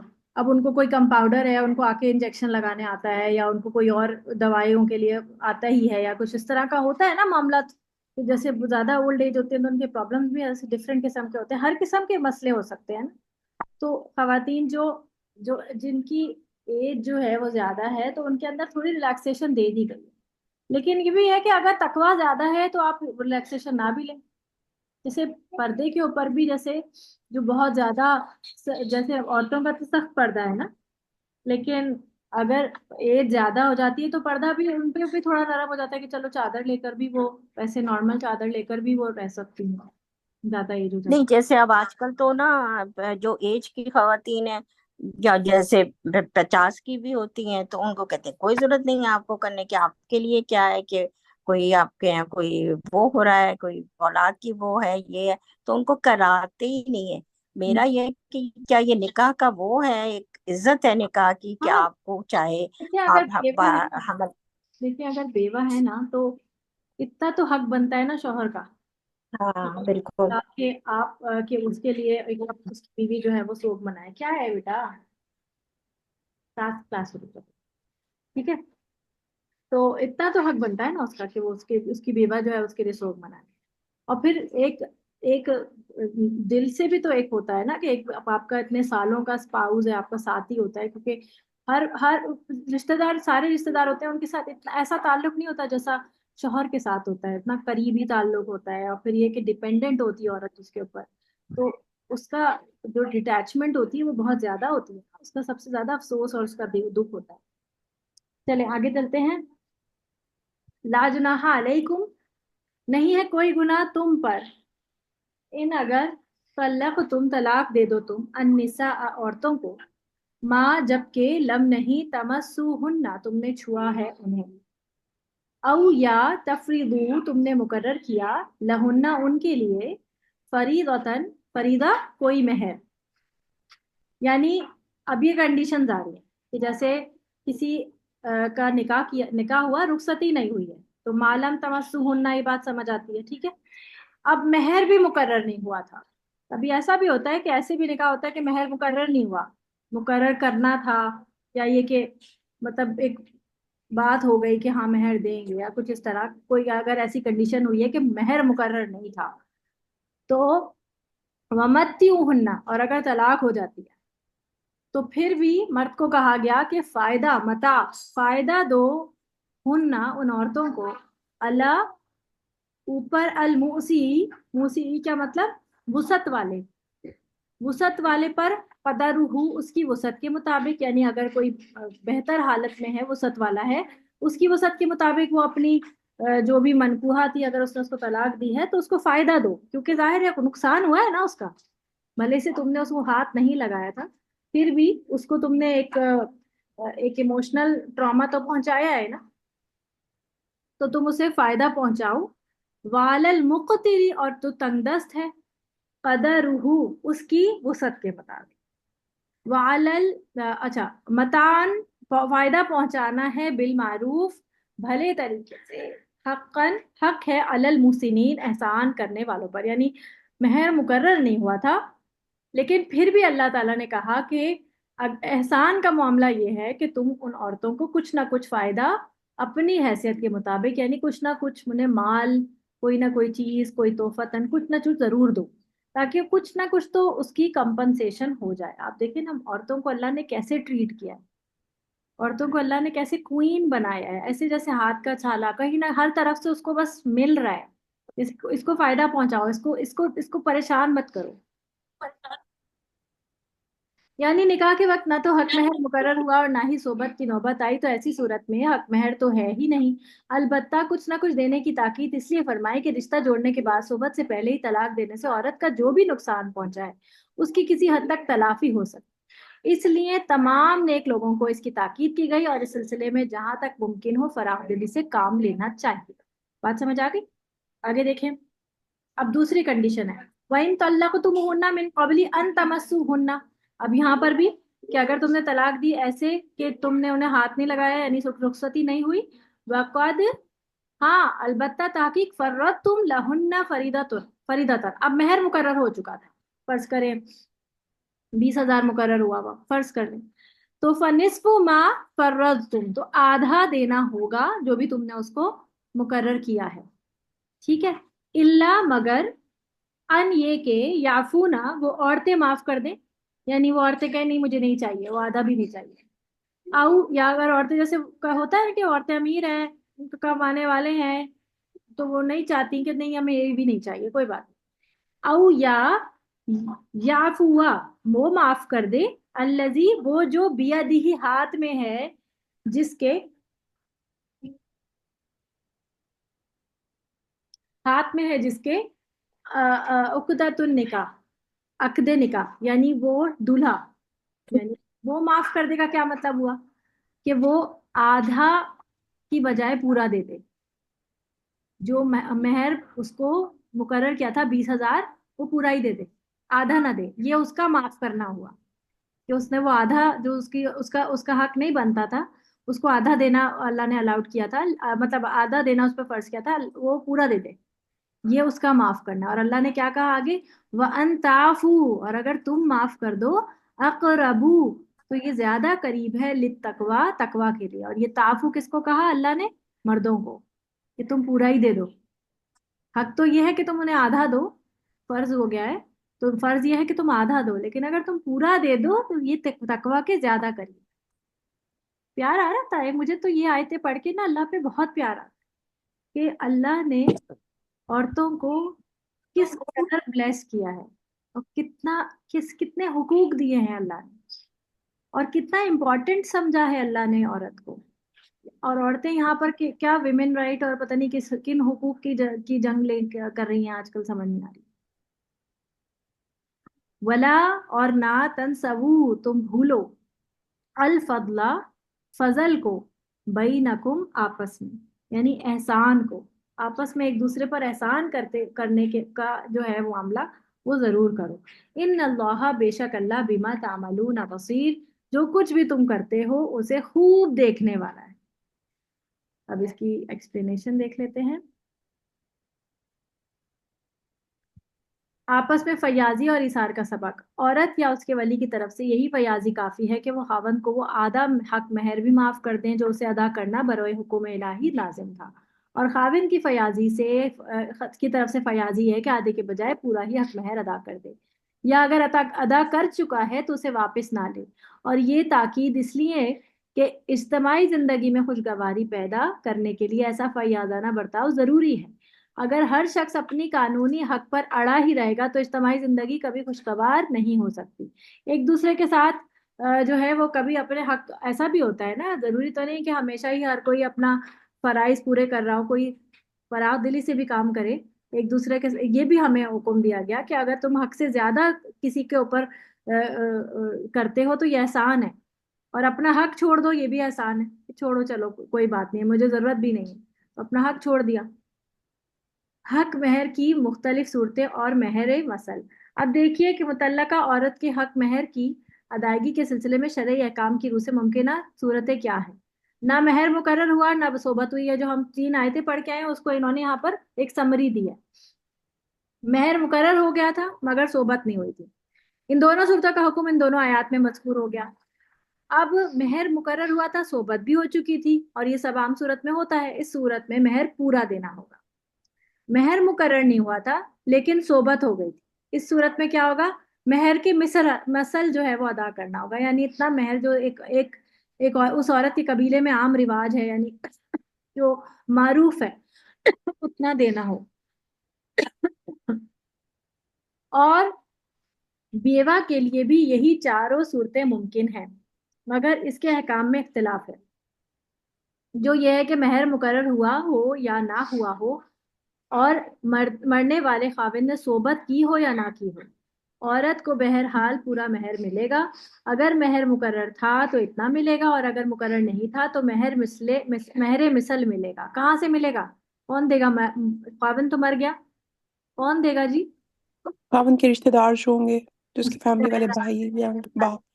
जी, उसकी जायदाद में से जो उसकी जायदाद बिकेगी, जो उसके वारिसिन में, तो सबसे पहले ये कर्ज है, महर जो है ये कर्ज है, ये पहले दिया जाएगा। अगर तलाक हुई है तब भी, नहीं हुई है तब भी। अक्सर क्या होता है कि महर जो है वो सिर्फ लिखवाया जाता है, दिया नहीं जाता, कि हाँ चलो लिखवा लेते हैं बस। वो जो होता है ना गैर मुअज्जल, एक होता है मुअज्जल, मुअज्जल का मतलब होता है अजल फौरन ही दे देना या एक मुकर्रर मुद्दत, और एक गैर मुअज्जल करवा दिया जाता है कि बस जब भी तकाजा करेगी तो दे देंगे। तो तकाजा कब करती है औरत? करती भी है तो कौन सा मिल जाता है? तो ये इस चीज को समझिए कि महर जो है ये फर्ज है, और इसमें अगर ये है कि अगर आपने महर नहीं दिया और इंसान मर जाता है तो ये कर्ज की सूरत में उसके ऊपर वाजिब रहता है, और उसके अमाल नामे लटके रहते हैं जब तक कि वो कर्ज अदा ना हो जाए। तो ये आप समझिए, इस चीज को बहुत अहमियत दें। अगर आप अपने बच्चों की शादियां करते हैं तो इसको बहुत अहम रखें, और उतना ही महर रखवाएं और लिखवाएं जितना वो आसानी से अदा कर सकता है। इसका मतलब ये नहीं कि आप 1000-2000 लिखवा लें या बहुत ही मिनिमम लिखवा लें, उतना लिखवाएं जितना जो है वो नॉमिनल है। तो करना क्या चाहिए कि शादी के अखराजात कम कर दें, जो फालतू के हम जो अखराजात करते हैं, इसराफ करते हैं, उसको कम करें, और जो बेसिक जो वाकईतन वाजिब चीज है उसको अहमियत दें, और वो आप एक प्रॉपर जितना होता है उतना रखवाएं और उतना दें भी। उमूमन क्या होता है, लोग क्या करते हैं, 5 लाख 10 लाख जो है वो शादी पे खर्च कर दिया बेकार का, फालतू के फंक्शन, पता नहीं कितने दूर परे के लोगों को बुलवा कर, और फिर उसके बाद जब महर देने की बारी आई तो पैसे ही नहीं, वो भी टाल दिया गया। तो ऐसा नहीं करना है। हजरत अलकमा रजी अल्लाह ताला अन्हु कहते हैं कि इब्ने मसूद रजी अल्लाह ताला अन्हु से ऐसे शख्स के मुतालिक सवाल किया गया जिसने किसी औरत से निकाह किया, ना हक महर मुकर्रर हुआ और ना ही सोबत हुई, कि उसकी वफात हो गई। इब्ने मसूद ने उसे जवाब दिया कि उसे उसके खानदान की औरतों के मिसल ही महर दिया जाएगा, ना कम या ना ज्यादा, यानी जितना बाकी औरतों का रखा गया था उसके खानदान में उतना ही रखना दिया जाए, और इस पर इद्दत भी है, और मिराज से उसे हिस्सा भी मिलेगा। यानी उसने निकाह किया था, सोबत नहीं हुई थी और हक महर मुकर्रर नहीं हुआ था, लेकिन फिर भी नबी करीम सल्लल्लाहु अलैहि वसल्लम ने कहा कि उसे इद्दत भी गुजारनी है, क्योंकि बेवा है ना, बेवा के लिए इद्दत लाजमी, इद्दत भी गुजारनी है, और जो है जो महर है वो भी मिलेगा, और मिरास में से भी हिस्सा मिलेगा। यानी जो एक चौथाई वाला हिस्सा हमने पढ़ा था ना, कि अगर तो मर्द की औलाद है तो एक चौथाई, एक एक अगर औलाद है तो 1/8, और अगर औलाद नहीं 1/8, yes. फिर 1/4। ठीक है ना? ये सुनकर जो साबित थे उन्होंने कहा कि रसूलुल्लाह सल्लल्लाहु अलैहि वसल्लम ने भी हमारे खानदान की एक औरत जो बरो बिन वाशिक के बारे में ऐसा ही फैसला किया था। ये सुनकर इब्ने मसूद खुश हो गए, यानी उन्होंने जब ये फैसला किया तो नबी करीम सल्लल्लाहु अलैहि वसल्लम के मुताबिक निकला, तो बहुत खुश हो गए। बात समझ आ गई यहाँ तक आपको? तंबीन ये यानी महर मुकर्रर मतलब निकाह हुआ और महर मुकर्रर नहीं हुआ, अब वो बंदा मर गया तो इद्दत गुजारनी होगी, और महर का क्या बताया? बेवा के लिए इद्दत गुजारना लाजमी है, इसलिए क्योंकि शौक है ना। नहीं, मतलब निकाह हुआ है लेकिन वो रुखसती नहीं हुई है हाँ, ना? हाँ, रुखसती नहीं हुई थी, और सोबत भी नहीं हुई, और हाँ, और महर मुकर्रर नहीं हुआ, अब हाँ, वो बंदा मर, तो हाँ, इद्दत आपको गुजारनी है, और वरासत भी में भी हिस्सा होगा। और और महर किस तरह बटेगी, महर किस तरह देंगे? ये जिस कबीले से वो ताल्लुक रखती थी औरत लड़की, اس کے قبیلے میں جو عورتوں میں یعنی اس کی فیملی میں اور باقی عورتوں کا جس طرح کا ایک نارم تھا کہ جتنا ان کا مہر ہوتا تھا اس حساب سے ایک نارمل سا مہر اس کا بھی لگا دیں ٹھیک ہے ایوریج. ٹھیک ہے یعنی ٹھیک ان سمپل جو ہے جو بیوہ ہے اس کے وہی سارے ہوں گے جو بیوی کے حقوق تھے، ہے نا؟ صرف عدت جو ہے صرف ڈفرینٹ، اور مہر کے ڈفرینٹ جو باقی احکامات ہیں وہ صرف طلاق والے ہیں. بیوی اور بیوہ کا سیم وہ ہے، یعنی اگر تو وہ فل بیوی ہے یا پھر وہ صرف جس نکاح ہوا ہے، دونوں صورتوں میں وہ سیم ہے بیوہ کی صورت میں.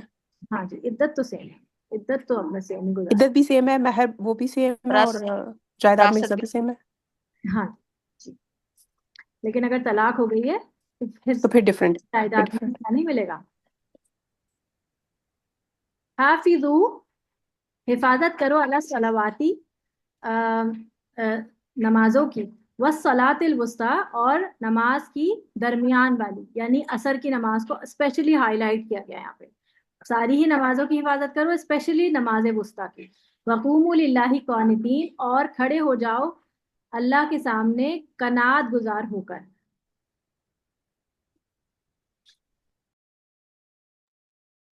ہاں جی، اعوذ باللہ من الشیطان الرجیم.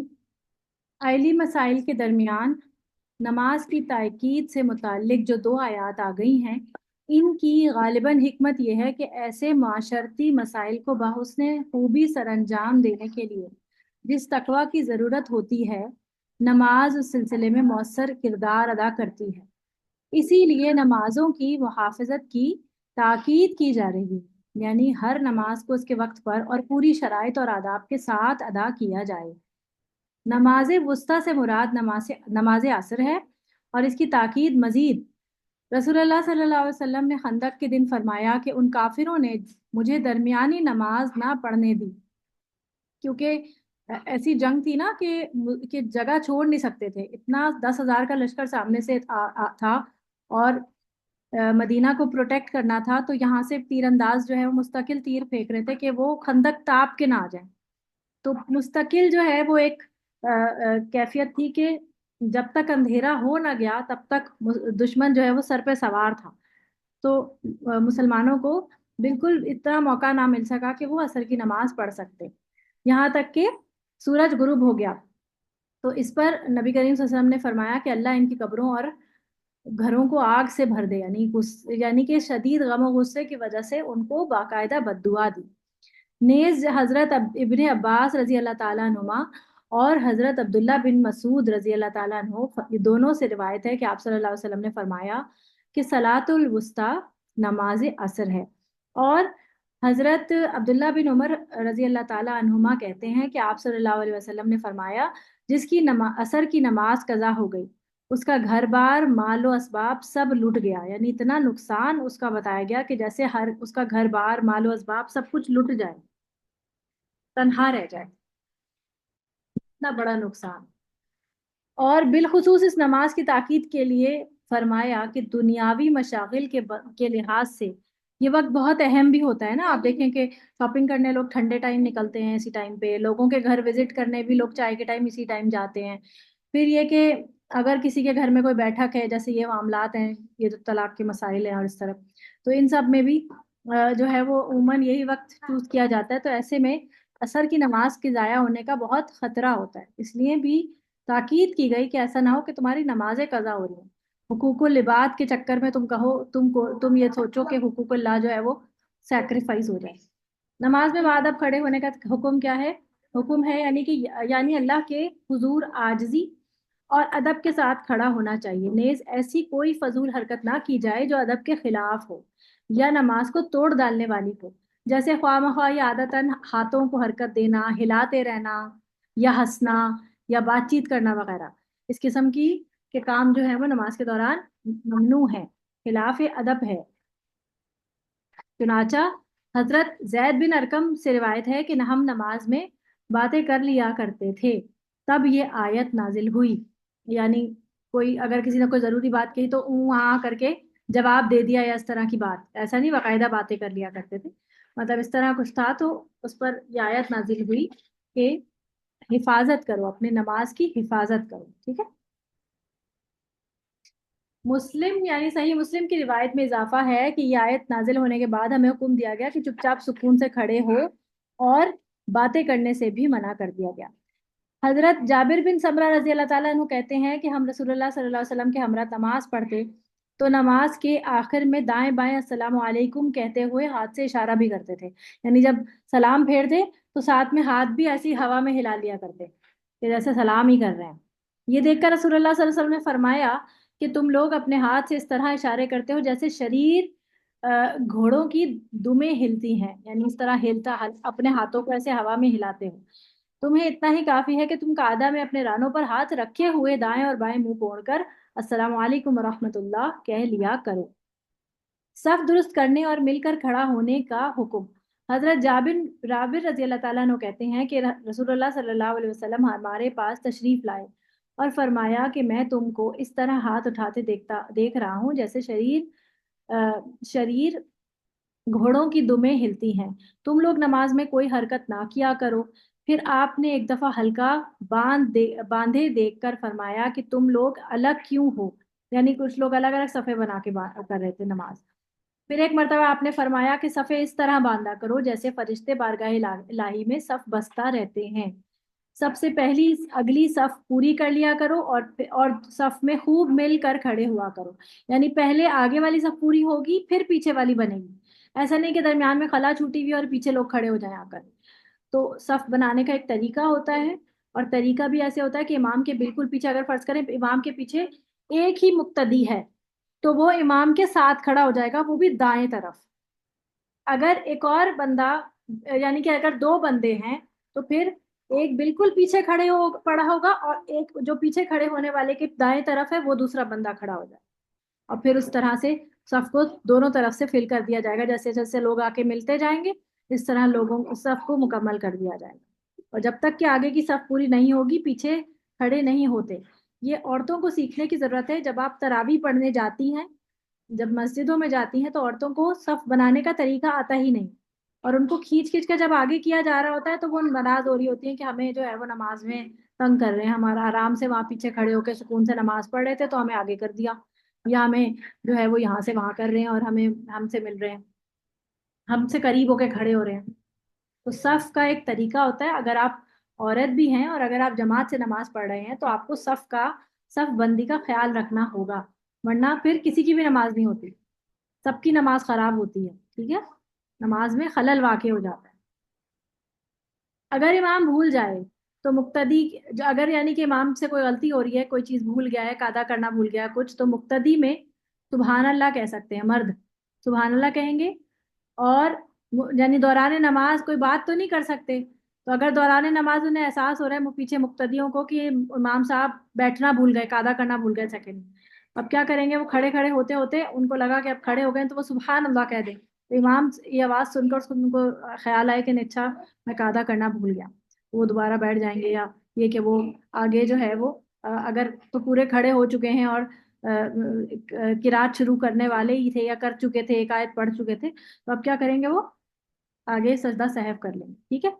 और अगर औरत मुक्तदी होगी, यानी कि औरत को एहसास हुआ है पीछे, तो वो ताली, यानी अब ताली नहीं, बाकायदा ताली नहीं, अपने हाथ की पुष्ट के ऊपर इस तरह टैप करेगी, यानी एक हथेली से दूसरे हाथ की पुष्ट पर इस तरह से, यानी पूरी बाकायदा ताली नहीं बजाएगी, मतलब एक इस तरह से। यानी कि आप देखिए नमाज में औरत को, गैर मर्द है ना ज़ाहिर है, आगे जो भी इमाम है, और फिर अगर वो जमात से पढ़ रहे हैं सारे लोग, तो आवाज़ निकालने इस तरह से मना किया, क्योंकि इससे नमाज का खुशू खराब होगा। औरत की आवाज़ सुन के बाकी मुक्तदी जो मर्द हैं उनका उनका उनका खुशू खराब होगा। औरत की आवाज़ आपको पता है, मर्दों के लिए तो अल्लाह ताला ने इनको वो बनाया है ना, अट्रैक्टिव चीज़।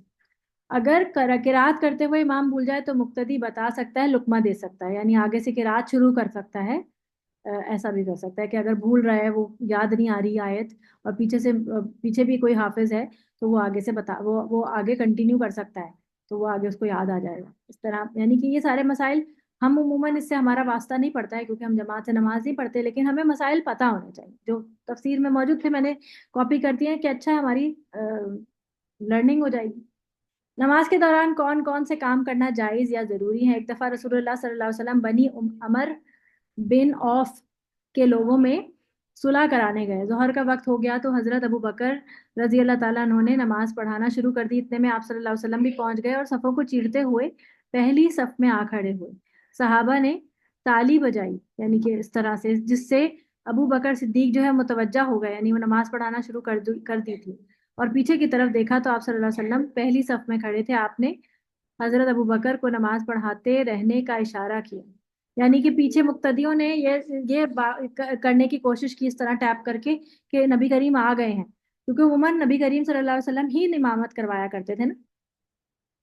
تو اس پر انہوں نے اشارہ کیا, لیکن ابو بکر یعنی حضرت ابو بکر نے دونوں ہاتھ اٹھا کر اللہ کا شکر ادا کیا, پھر الٹے پاؤں پیچھے ہٹ گئے, یعنی کہ پیچھے کی طرف. الٹے پاؤں کا مطلب ہے پلٹ کے نہیں آئے, اسی طرح پیچھے کی طرف آ گئے اور نبی کریم صلی اللہ علیہ وسلم آگے بڑھ کر نماز پڑھائی, کیونکہ وہ پیچھے سے انہوں نے اپنی صف اپنی چھوڑ دی. آپ کو پتہ ہے نا امامت اس طرح سے ہوتا ہے کہ اگر ایک دفعہ ایک مسجد کے امام, آپ میں سے کوئی بتا رہا تھا شاید کہ ایک ویڈیو دیکھی تھی کہ ایک مسجد کے امام تھے اور طبیعت ان کو بہت کھانسی آ رہی تھی, وہ تلاوت ان سے کر نہیں پا رہے تھے, وہ نماز پڑھا رہے تھے کہ دوران ان کو اتنی کھانسی آ رہی تھی کہ وہ پڑھا نہیں پا رہے تھے, تو وہ پیچھے آئے اور پیچھے سے کوئی تو تھا وہ آگے آئے اور انہوں نے نماز کو کنٹینیو کیا. تو ایسا بھی ہوتا ہے, ٹھیک ہے.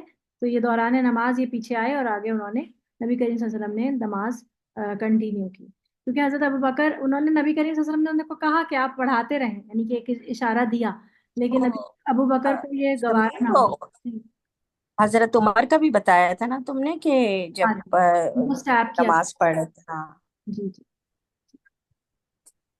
پھر نماز کے بعد فرمایا کہ تالی بجانا عورت کے لیے ہے اور مرد سبحان اللہ کہہ سکتے ہیں. تو یعنی کہ یہ پھر بتا دیا کہ صحابہ نے تالی بجا کے بتایا تھا نا, تو سبحان اللہ کہہ دیتے تو تب بھی ابو بکر جو ہے متوجہ ہو جاتے.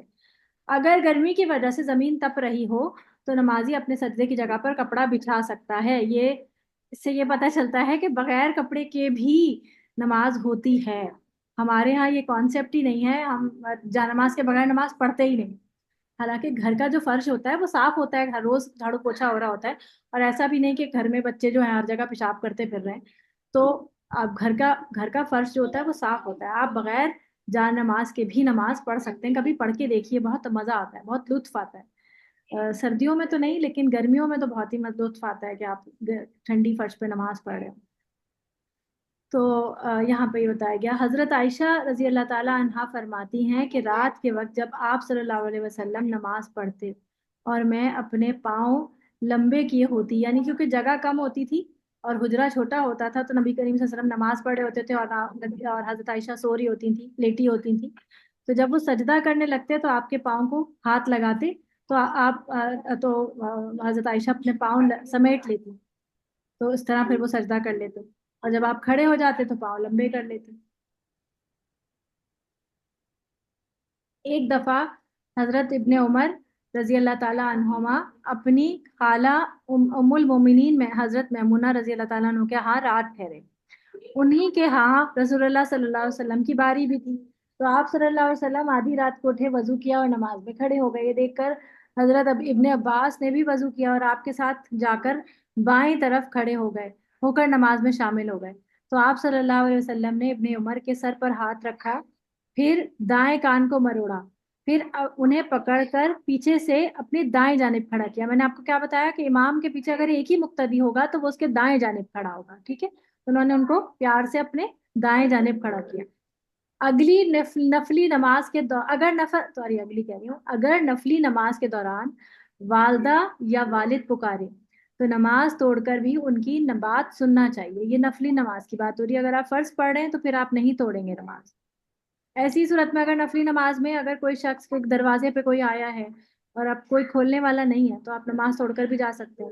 لیکن یہ ہے کہ اگر آپ فرض نماز پڑھ رہے ہیں تو آپ ویٹ کر سکتے ہیں کہ فرض نماز جلدی ختم ہو جاتا ہے. نفلی نماز ذرا لمبی ہوتی ہے, اس لیے بھی ہوتا ہے کہ نفل میں انسان عموماً کی رات لمبی کر رہا ہوتا ہے, تو اس لیے بھی آپ توڑ کے جا سکتے ہیں. فرض نماز کو توڑنا جو ہے وہ پسندیدہ نہیں ہے. ازرق بن کیس کہتے ہیں کہ ہم اہواز میں خارجیوں سے جنگ میں مصروف تھے, یعنی کہ ایک جگہ ہے خارجی پتہ ہے کون تھے؟ کسی کو پتہ ہے خارجی کون تھے؟ کسی کو پتہ ہے؟ پلیز یہ ٹرم کبھی سنا ہے خارجی؟ پتہ ہے بس خارجی ہوتا ہے نا کہ جیسے میں سعودی عربیہ میں رہتی ہوں، میں سعودی نہیں ہوں، تو میں خارجی ہوں یہاں کے لوگوں کے لیے، ایسا ہی ہے؟ نہیں، حضرت ابو بکر اور کے دور کے بعد حضرت عثمان، حضرت عمر کا، علی کا دور تھا، حضرت علی کا دور تھا، اور اس وقت جو ہے ایک جنگ ہو رہی تھی مسلمانوں کی آپس میں. ایک طرف حضرت امیر معاویہ تھے اور دوسری طرف حضرت علی تھے، اور لڑائی اس بات پہ ہو رہی تھی کہ حضرت امیر معاویہ کی طرف جو لوگ تھے، جو پورا ایک لشکر تھا، وہ مسلمانوں کا، حضرت علی اس وقت امیر المومنین یعنی وہ تھے، کیا کہتے ہیں، خلیفہ تھے. تو ان سے یہ مطالبہ کر رہے تھے کہ آپ حضرت عثمان کے قاتلوں سے بدلہ لیں. اور حضرت علی یہ کہہ رہے تھے کہ حکمت کا تقاضا یہ ہے کہ کیونکہ اس وقت باہمی خانہ جنگی کا ماحول ہے، اگر ہم نے جو ہے وہ قصاص لیا یا اس طرح سے کچھ کیا تو زیادہ بات بگڑ جائے. تو اس پر حضرت امیر معاویہ جو ہے وہ بات ماننے پر راضی نہیں تھے. تو اس طرح ایک طرح سے، اور ان سے کہا گیا، حضرت علی نے ان سے کہا کہ آپ جو ہے وہ گورنر تھے اس جگہ کے، میں جگہ کا نام بھول گئی ہوں، کس جگہ کے تھے، تو ان سے کہا کہ آپ اپنا یہ عہدہ چھوڑ دیں. تو انہوں نے کہا میں جب تک عہدہ نہیں چھوڑوں گا جب تک کہ آپ میرا یہ مطالبہ نہ مان. تو اس پر جو ہے وہ دو لوگوں میں آپس میں مدبھیڑ ہو رہی تھی، یعنی کہ ایک طرح سے جنگ کی کیفیت تھی. ایسے میں ہوا یہ کہ جب جنگ پراپر، پہلے تو یہ تھا کہ پڑاؤ ڈلا ہوا تھا اور صرف مذاکرات چل رہے تھے، لیکن بات جو ہے پھر جنگ تک آ ہی گئی، تو دونوں میں لڑائی شروع ہو گئی. اور جب لڑائی شروع ہوئی تو امیر معاویہ کی طرف کے جو لشکر تھے انہوں نے ایٹ دا اینڈ کیا کیا، جب ان کو لگا کہ ہم جو ہے وہ دبنے والے ہیں، یعنی ہم کیا، ہمیں کمزوری آ رہی ہے، اب ہم بس کل شکست پہ ہیں، قریب ہیں، تو انہوں نے کیا کیا کہ اپنی تلواروں کے آگے قرآن کے نسخے کر دیے اور کہا کہ یعنی اس کا مطلب یہ تھا، اس سے یہ کہنا مراد تھا کہ ہمارا آپس کا جو جھگڑا ہے اس کو ہم قرآن کے مطابق، قرآن و سنت سے ہم سولو کریں گے. یعنی اب تک جو مذاکرات سے سولو نہیں ہو رہا تھا تو ہم اس کو اس طرح سولو کریں گے. تو اس پر حضرت علی نے کہا کہ نہیں، اس پر کچھ لوگوں نے کہا کہ نہیں، یہ صرف مغلوب ہونے کی وجہ سے ڈر کے مارے یہ کام کر رہے، پہلے کیوں نہیں مان رہے تھے بات، تو ان سے جنگ لڑتے رہو. اور ایک طرف جو ہے وہ لوگوں نے کہا نہیں، قرآن بیچ میں آ گیا، ہم نہیں لڑیں گے. تو ان پہ جب یہ اختلاف ہوا نا، تو حضرت علی نے کہا کہ نہیں ٹھیک ہے، قرآن کی بات آ گئی ہے تو ہم مذاکرات کریں گے. تو اس میں وہ لوگ تھے جو کہ جنہوں نے حضرت علی سے ڈیویٹ کیا، وہ خوارج کہلائے. انہوں نے کہا نہیں، اچھا. اور پھر اس کے بعد جب انہوں نے کہا نا کہ ٹھیک ہے ہم قرآن و سنت کے حساب سے فیصلہ کریں گے، تو ایک حکم تمہاری طرف سے اور ایک حکم ہماری طرف سے، پھر اس کو فیصلہ کریں گے. تو اس پر انہوں نے اس بات پر اعتراض کیا، حضرت علی کی طرف میں کچھ جو لوگ تھے انہوں نے اعتراض کیا کہ آپ نے جب قرآن و سنت کی بات آ گئی تو پھر آپ نے لوگوں کو کیوں حکم بنایا، پھر قرآن و سنت سے ہی وہ مسئلہ نکالتے پھر. ٹھیک ہے، بات سمجھ آ رہی ہے؟ تو پھر یہ لوگ جو بالکل ڈیویٹ ہوئے یہ خوارج کہلائے، اور یہ اتنے ایکسٹریم ہوئے کہ پھر انہوں نے ہر بندے کو جو ہے وہ اسلام سے خارج ہونے کے فتوے دینا شروع کر دیے. یہ حضرت علی سے بھی مخالف ہو گئے، اور پھر بہت سارے اور لوگ جو بعد میں یہ ہر بندے کو جو ہے وہ کہتے رہتے تھے کہ یہ بھی، اس نے یہ کام نہیں کیا تو اس کو بھی، یہ بھی کافر ہے، یہ بھی کافر ہے، اس کو وہ خارجی کہنا شروع کر دیتے تھے، یہ خارج ہے، یہ اسلام سے خارج ہے. تو ان کو خوارج، انہی کا نام خوارج رکھ دیا گیا کہ یہ خود ہی جو ہے وہ ایکسٹریم ہو کر بالکل ہی الگ راہ پہ نکل گئے. سمجھ آئی؟ یہ ایک طرح سے بالکل ایک فرقہ بن گیا تھا، یہ فرقہ تھا. اور آپ کو پتہ ہے یہ فرقے تھے اصل میں، یہ خوارج. اور اگر آپ پوری ہسٹری پڑھیں تو کافی سارے فرقے آپ کو ملیں گے جن کے نام آج کل موجود نہیں ہیں، کیونکہ بر صغیر اور پاک و ہند میں صرف یہی ہمارے اماموں کے ہی مسلک چل رہے ہوتے ہیں. یہ والے جو فرقے ہیں نا، بیسیکلی ایک تو ہم شیعہ یا سنی یہ فرقے سمجھتے ہیں، ان کے بہت سارے فرقے تھے اس زمانے میں جو کہ بعد میں نکلے تھے. تو یہ خارجیوں سے متعلق تھا. تو یہ جگہ پر خارجیوں سے جنگ میں مصروف تھے کہ ایک صحابی ابو برزہ اسلمی اپنے گھوڑے کے لگام اپنے ہاتھ میں سنبھالے نماز پڑھنے لگے. گھوڑا لگام کھینچنے لگا تو ابو برزہ بھی ساتھ ساتھ پیچھے چلتے گئے، یعنی گھوڑا تھا ظاہر ہے، اور ہاتھ میں کیونکہ لگام تھی وہ جا رہا تھا. اب یا تو وہ پکڑ بھی لیتے تب بھی وہ ساتھ ساتھ ہی چل رہے تھے اس کے. मतलब नमाज पढ़ रहे थे और खिंचते चले जा रहे थे। तो ये देखकर एक खारजी कहने लगा, यानी जो जो हर चीज खारिज करते रहते थे ना, तो उसने कहा कि या अल्लाह बूढ़े का सत्यानाश कर। जब अबू बरजा नमाज से फारिग हुए तो इस खारजी से कहा कि मैंने तुम्हारी बात सुन ली। मैंने रसूलुल्लाह सल्लल्लाहु अलैहि वसल्लम के हमरा 7-8 जिहाद किए हैं और मैंने देखा कि आप लोगों पर आसानी किया करते थे, और मुझे ये अच्छा मालूम हुआ कि अपना घोड़ा साथ लेकर लौटूं, ना कि उसे छोड़ दूं कि वो चला जाए और मैं मुसीबत में पड़ जाऊं। यानी जाहिर है कि सवारी चली जाएगी तो जाएंगे कैसे वापस। तो इसलिए उन्होंने उसके साथ साथ ही नमाज पढ़ते रहे, नमाज नहीं तोड़ी और ना घोड़े को छोड़ा। यानी हर सिचुएशन के हिसाब से चीजें डिफरेंट होंगी। हर हर रसूल हर जगह पे लागू नहीं होगा। अल्लाह ताला ने जहाँ आसानियां दी हैं वहां पर आसानियां अवेल करी ही जाएंगी। जैसे बहुत से लोग हैं ना, कहते हैं कि नहीं, नमाज पूरी पढ़ेंगे, चाहे जो है वो सफर में ही क्यों ना हो, कसर नहीं करेंगे। तो फिर ऐसी सूरत में क्या होता है कि ऐसी चीजें पसंदीदा नहीं होती हैं, कि एक्सट्रीमिज्म नहीं करना चाहिए, जहां पर एक बात जो जैसी है वो वैसी ही होनी चाहिए। दीन में आसानी की एक मिसाल, हजरत अनस बिन मालिक रजी अल्लाह ताला अन्हु कहते हैं कि आप सल्लल्लाहु अलैहि वसल्लम ने फरमाया, मैं तुम नमाज शुरू करता हूँ और चाहता हूँ कि उसे लंबा करूँ, फिर मैं किसी बच्चे के रोने की आवाज सुनता हूँ तो नमाज को मुख्तसर कर देता हूँ, क्योंकि मैं जानता हूँ कि बच्चे के रोने से माँ के दिल पर कैसी चोट पड़ती है। यानी पीछे औरतें भी होती थी ना नमाज पढ़ने में, जमात में, तो बच्चा रो रहा है तो वो फिर नमाज छोटी कर देते थे ताकि नमाज के बच्चा ज्यादा देर ना रोए। हजरत अबू कतादा रजी अल्लाह ताला अन्हु फरमाते हैं कि रसूलुल्लाह सल्लल्लाहु अलैहि वसल्लम हमारे पास इस हाल में आए कि आप सल्लल्लाहु अलैहि वसल्लम अपनी नवासी उमामा बिनते अबील आस यानी हजरत जैनब की बेटी को अपने कंधे पर उठाए हुए थे। आपने नमाज पढ़ना शुरू की, जब रुकू करते तो अमामा को जमीन पर बिठा देते और जब सजदे से फारिग होकर खड़े होते तो उसे अपने कंधे पे वापस बिठा लेते नमाज के दौरान। तो इससे हमें पता चलता है कि अगर जो छोटे बच्चों की माएँ हैं वो इस तरह नमाज पढ़ सकती हैं। तो या तो दो एक्सट्रीम पाई जाती हैं, या तो बच्चे को रोता भी लगता है छोड़ के नमाज पढ़ रही होती है, जिससे बच्चा जो है वो मुतनफिर होता है नमाज से, दीन से, और या फिर जो है वो नमाज ही छोड़ देती है। तो दो अलग अलग एक्सट्रीम पर जो है वो हमारे यहाँ अमल हो रहा होता है। तो इस तरह नमाज पढ़ी जा सकती है। और एक दूसरी रिवायत में रुकू के अलावा सजदे का लफ्ज भी आया कि सजदे में जाते तो उसे बिठा देते, यानी रुकू में जाते हुए कंधे पर ही रखते और सजदे में जाते हुए रख देते, जो है नीचे रख देते। फिर आगे फाइन खिफ तुम, कितनी रह गई आयतें, मेरा गला खुश्क हो गया, बस थोड़ी सी रह गई। आप में से कोई पढ़ेगा इसे? आप में से कोई पढ़ देगा ये, जिसकी उर्दू अच्छी हो, पढ़ना आसान हो उसके लिए? मंसूर आप पढ़ेंगे? जी मैम, मैं कोशिश करती हूँ। चलिए। बिस्मिल्लाहिर्रहमानिर्रहीम। फाइन हिफ्तुम फरिजालन और रुकबानन फाइजा अमिनतुम फज़कुरुल्लाह कमा अल्लमकुम मालम तकूनु तालमून। अगर तुम हालत खौफ में हो तो आप पैदल हो या सवार हो तो जैसे मुमकिन हो नमाज अदा कर लो, मगर जब अमन मैसर आ जाए तो अल्लाह को उसी तरीके से याद करो जो उसने तुम्हें सिखाया है, जिसे तुम पहले ना जानते थे।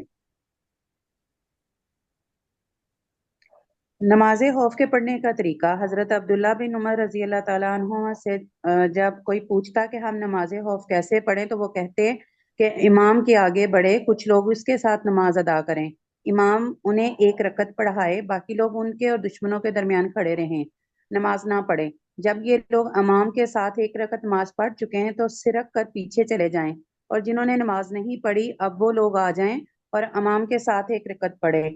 इमाम तो अपनी नमाज 2 रकत से फारग हो गया, अब ये दोनों ग्रोह बारी बारी बाकी एक एक रकत पूरी कर लें तो इनकी भी 2 रकत होगी।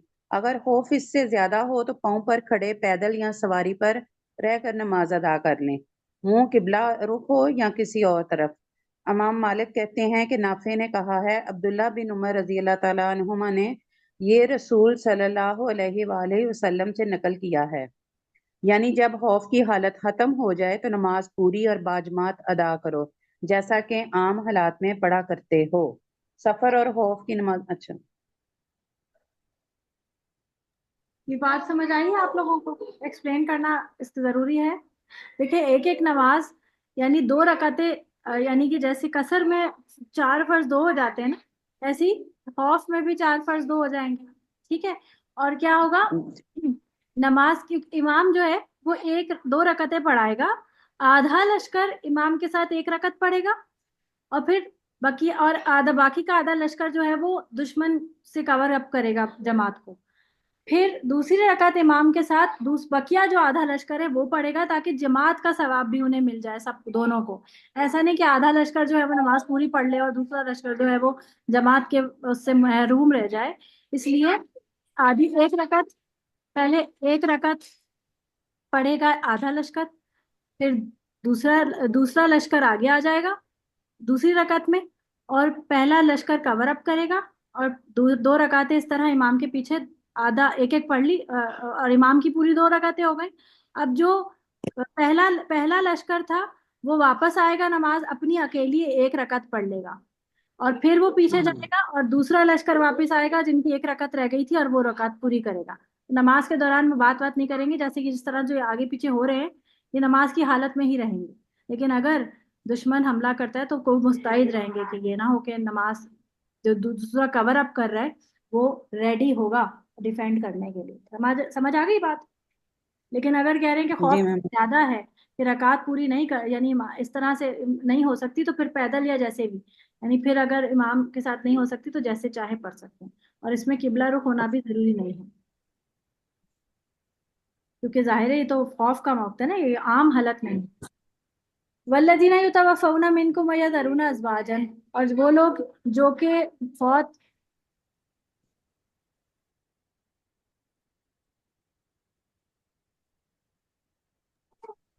والذین یتوفون، اور جو کوئی فوت کرتے ہیں کر لیے جاتے ہیں منکم تم میں سے، ویذرون ازواجا، اور وہ چھوڑ جاتے ہیں بیویاں، وصیت کرنا ہے لازواجہم اپنی عورتوں کے لیے، متاعن فائدہ پہنچانا، الی الحولی ایک سال تک، غیر اخراج بغیر نکالے. فَإِنْ خرجنا، پھر اگر وہ نکل جائیں، فلا جناح علیکم، پھر کوئی نہیں تم پر گناہ، فی ما فعلنا فی انفسہن، جو کچھ بھی وہ کرے اپنے نفسوں کے ساتھ، میں معروف میں سے. واللہ عزیز حکیم، اور اللہ تعالیٰ بہت عزیز ہے، بہت حکمت والا.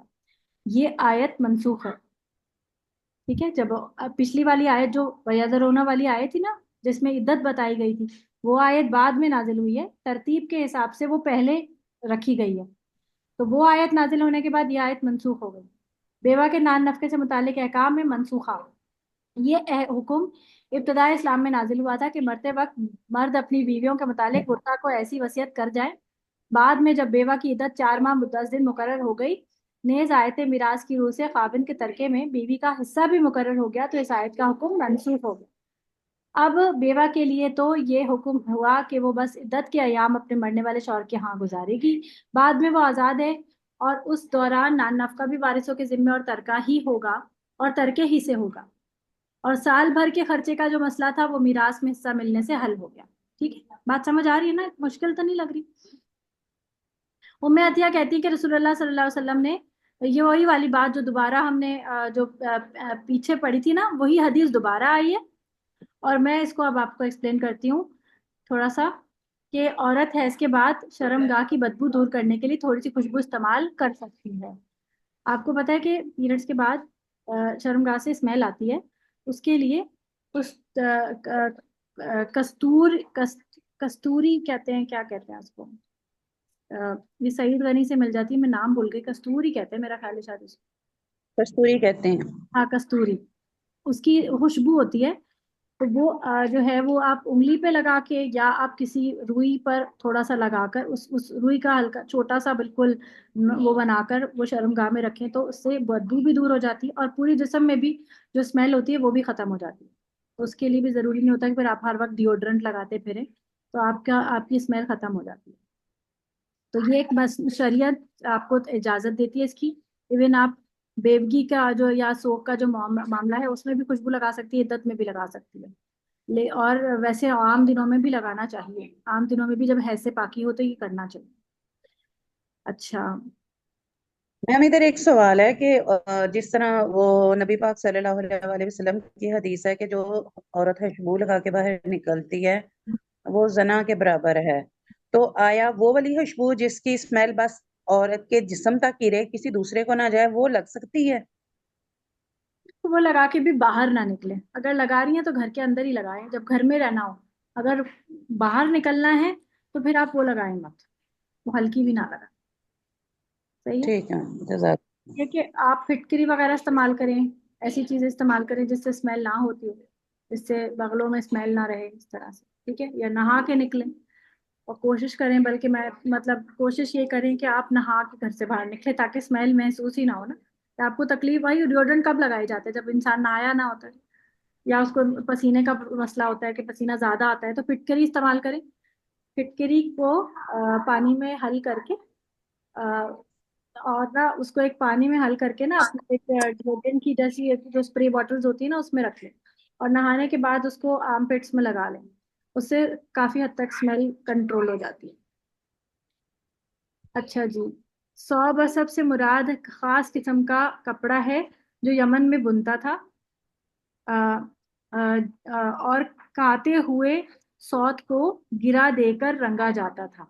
گرا کے اندر رنگ اثر نہ کرتا تھا، یعنی وہ کپڑا وہ یعنی کہ بالکل جیسے ایمبرائڈری ہوتی ہے نا، ایسے ہوتا تھا. جب کھولتے تو کچھ دھاگا سفید ہوتا اور کچھ رنگدار. اس دھاگے سے جو کپڑا بنا جاتا اس میں بھی سفیدی اور رنگ بے ترتیب انداز سے موجود ہوتے. اسے صوب اصب کہتے تھے، جس کا ترجمہ ہے کچھ سفید کچھ رنگین کپڑا. یعنی عدت کے دوران اس قسم کا کپڑا پہنا جا سکتا ہے جس میں ڈفرینٹ کلرز ہیں. جیسے آج کل ہمارے یہاں پرنٹ ہوتے ہیں، ڈفرینٹ کلرز ہوتے ہیں ہلکے پھلکے، جیسے پرنٹڈ جو ہوتے ہیں وہ تو ڈفرینٹ کلرز ہوتے ہیں. کیونکہ اس میں سفید رنگ کا کافی مقدار میں موجود ہونے کی وجہ سے کپڑا شوخ رنگ کا نہیں رہتا تھا. ہاں عدت کے دوران باقاعدہ خوشبو کا استعمال درست نہیں ہے. یہ جو آپ کا یہ تھا نا مسئلہ رنگے والا کپڑا، کہ رنگدار کپڑا نہیں پہننا، تو وہ جو یعنی کہ بالکل شوخ رنگ ہے نا وہ نہیں پہننا. جیسے ریشمی کپڑا بالکل ہی شوخ ہوتا ہے اور کلرز میں اور بہت چمکیلا بھی ہوتا ہے، تو وہ کپڑے ریشمی کپڑے بیسیکلی نہ پہنا جائیں. اور ایسے بھڑکیلے رنگ کے نہ ہوں جو کہ شوخ ہے، کلر ہلکے ہوں.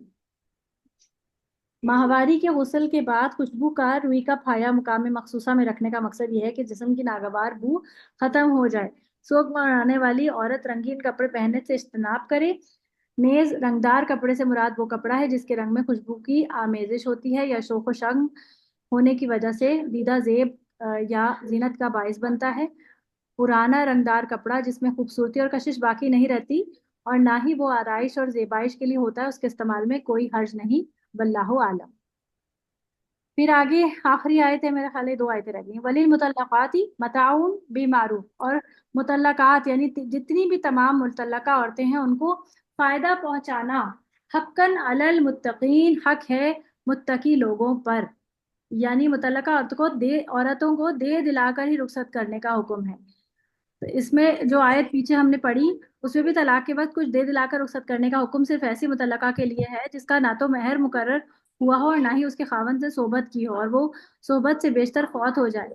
اب یہاں ایسا حکم ہر قسم کی مطلقہ کے لیے، یعنی کہ اب سارے کے لیے یہ آیت سے ہو گیا کہ مطلقہ جو بھی ہوگی اس کو فائدہ پہنچانا ہی پہنچانا ہے. تو آپ دیکھیں ہمارے یہاں کس قسم کا جو ہے وہ ظلم ہوتا ہے کہ فائدہ تو کیا پہنچانا، اس سے چھین لیا جاتا ہے، سب کچھ لے لیتے ہیں اس سے، اس کا جہیز بھی رکھ لیتے ہیں اور اس کو الٹا نقصان پہنچاتے ہیں اس کی کردار کشی کر کے. یہ پرہیزگاروں کا یہ شیوا نہیں ہوتا کہ وہ طلاق دے کر مطلقہ کو خالی ہاتھ گھر سے باہر نکال دیں. کذالک یبین اللہ لکم آیاتہ لعلکم تعقلون. اللہ تعالیٰ تمہیں اسی لیے اپنی آیت کھول کھول کر صاف صاف بیان کرتا ہے تاکہ تم عقل سے کام لو. یہاں نکاح، طلاق، عدت، رضاعت وغیرہ تمام آئلی زندگی سے متعلق احکامات دینے کے بعد اللہ تعالیٰ فرماتے ہیں کہ یہ احکام وضاحت سے بیان کر دیے گئے ہیں، لہٰذا انہیں اچھی طرح سمجھ کر ان پر عمل کیا کرو اور ان سے جو کچھ بھی اللہ تعالیٰ کی منشا معلوم ہوتی ہے اس کے مطابق عمل کرو، اپنے لیے گنجائش نکالنے کی کوشش نہ کرو. الحمدللہ الحمدللہ الحمدللہ بنعمتہ تتم الصالحات. جی الحمدللہ کمپلیٹ ہو گیا یہ والا ہمارا لیسن، اور کافی مشکل تھا. مجھے بہت خوف تھا کہ اللہ تعالیٰ کہ بس یہ کام مجھ سے لے لے اور یہ سمجھ آ جائے آپ لوگوں کو. اور مجھے امید ہے کہ میں نے پوری اپنی تو کوشش کی ہے، مجھے امید ہے کہ آپ لوگوں کو سمجھ آ گیا ہوگا. پھر بھی اگر آپ لوگوں کے کوئی سوالات ہوں تو مجھے بتا دیجیے. اور اس کو ایسے پڑھیے کہ اسے آپ نے اپنے گھروں میں لوگوں کو سب کو تعلیم بھی دینی، یعنی ٹائم ٹو ٹائم، یہ نہیں کہ بٹھا کے سب کو ایک دفعہ ہی لیکچر دیتے رہیں، ٹائم ٹو ٹائم یہ چیزیں لوگوں کے اندر ڈالیں، سکھائیں. یہ سیکھنے والے معاملات ہیں، بچوں کو سکھائیں، اپنے تھوڑے سے بلوغت کی طرف چلے جائیں، بچے یہ باتیں سمجھنے کے قابل ہو جائیں تو سمجھ جائیں. ٹھیک ہے، چلیں جی. سبحانک اللہم و بحمدک، اشہد ان لا الہ الا انت، استغفرک و اتوب الیک. السلام علیکم ورحمۃ اللہ وبرکاتہ.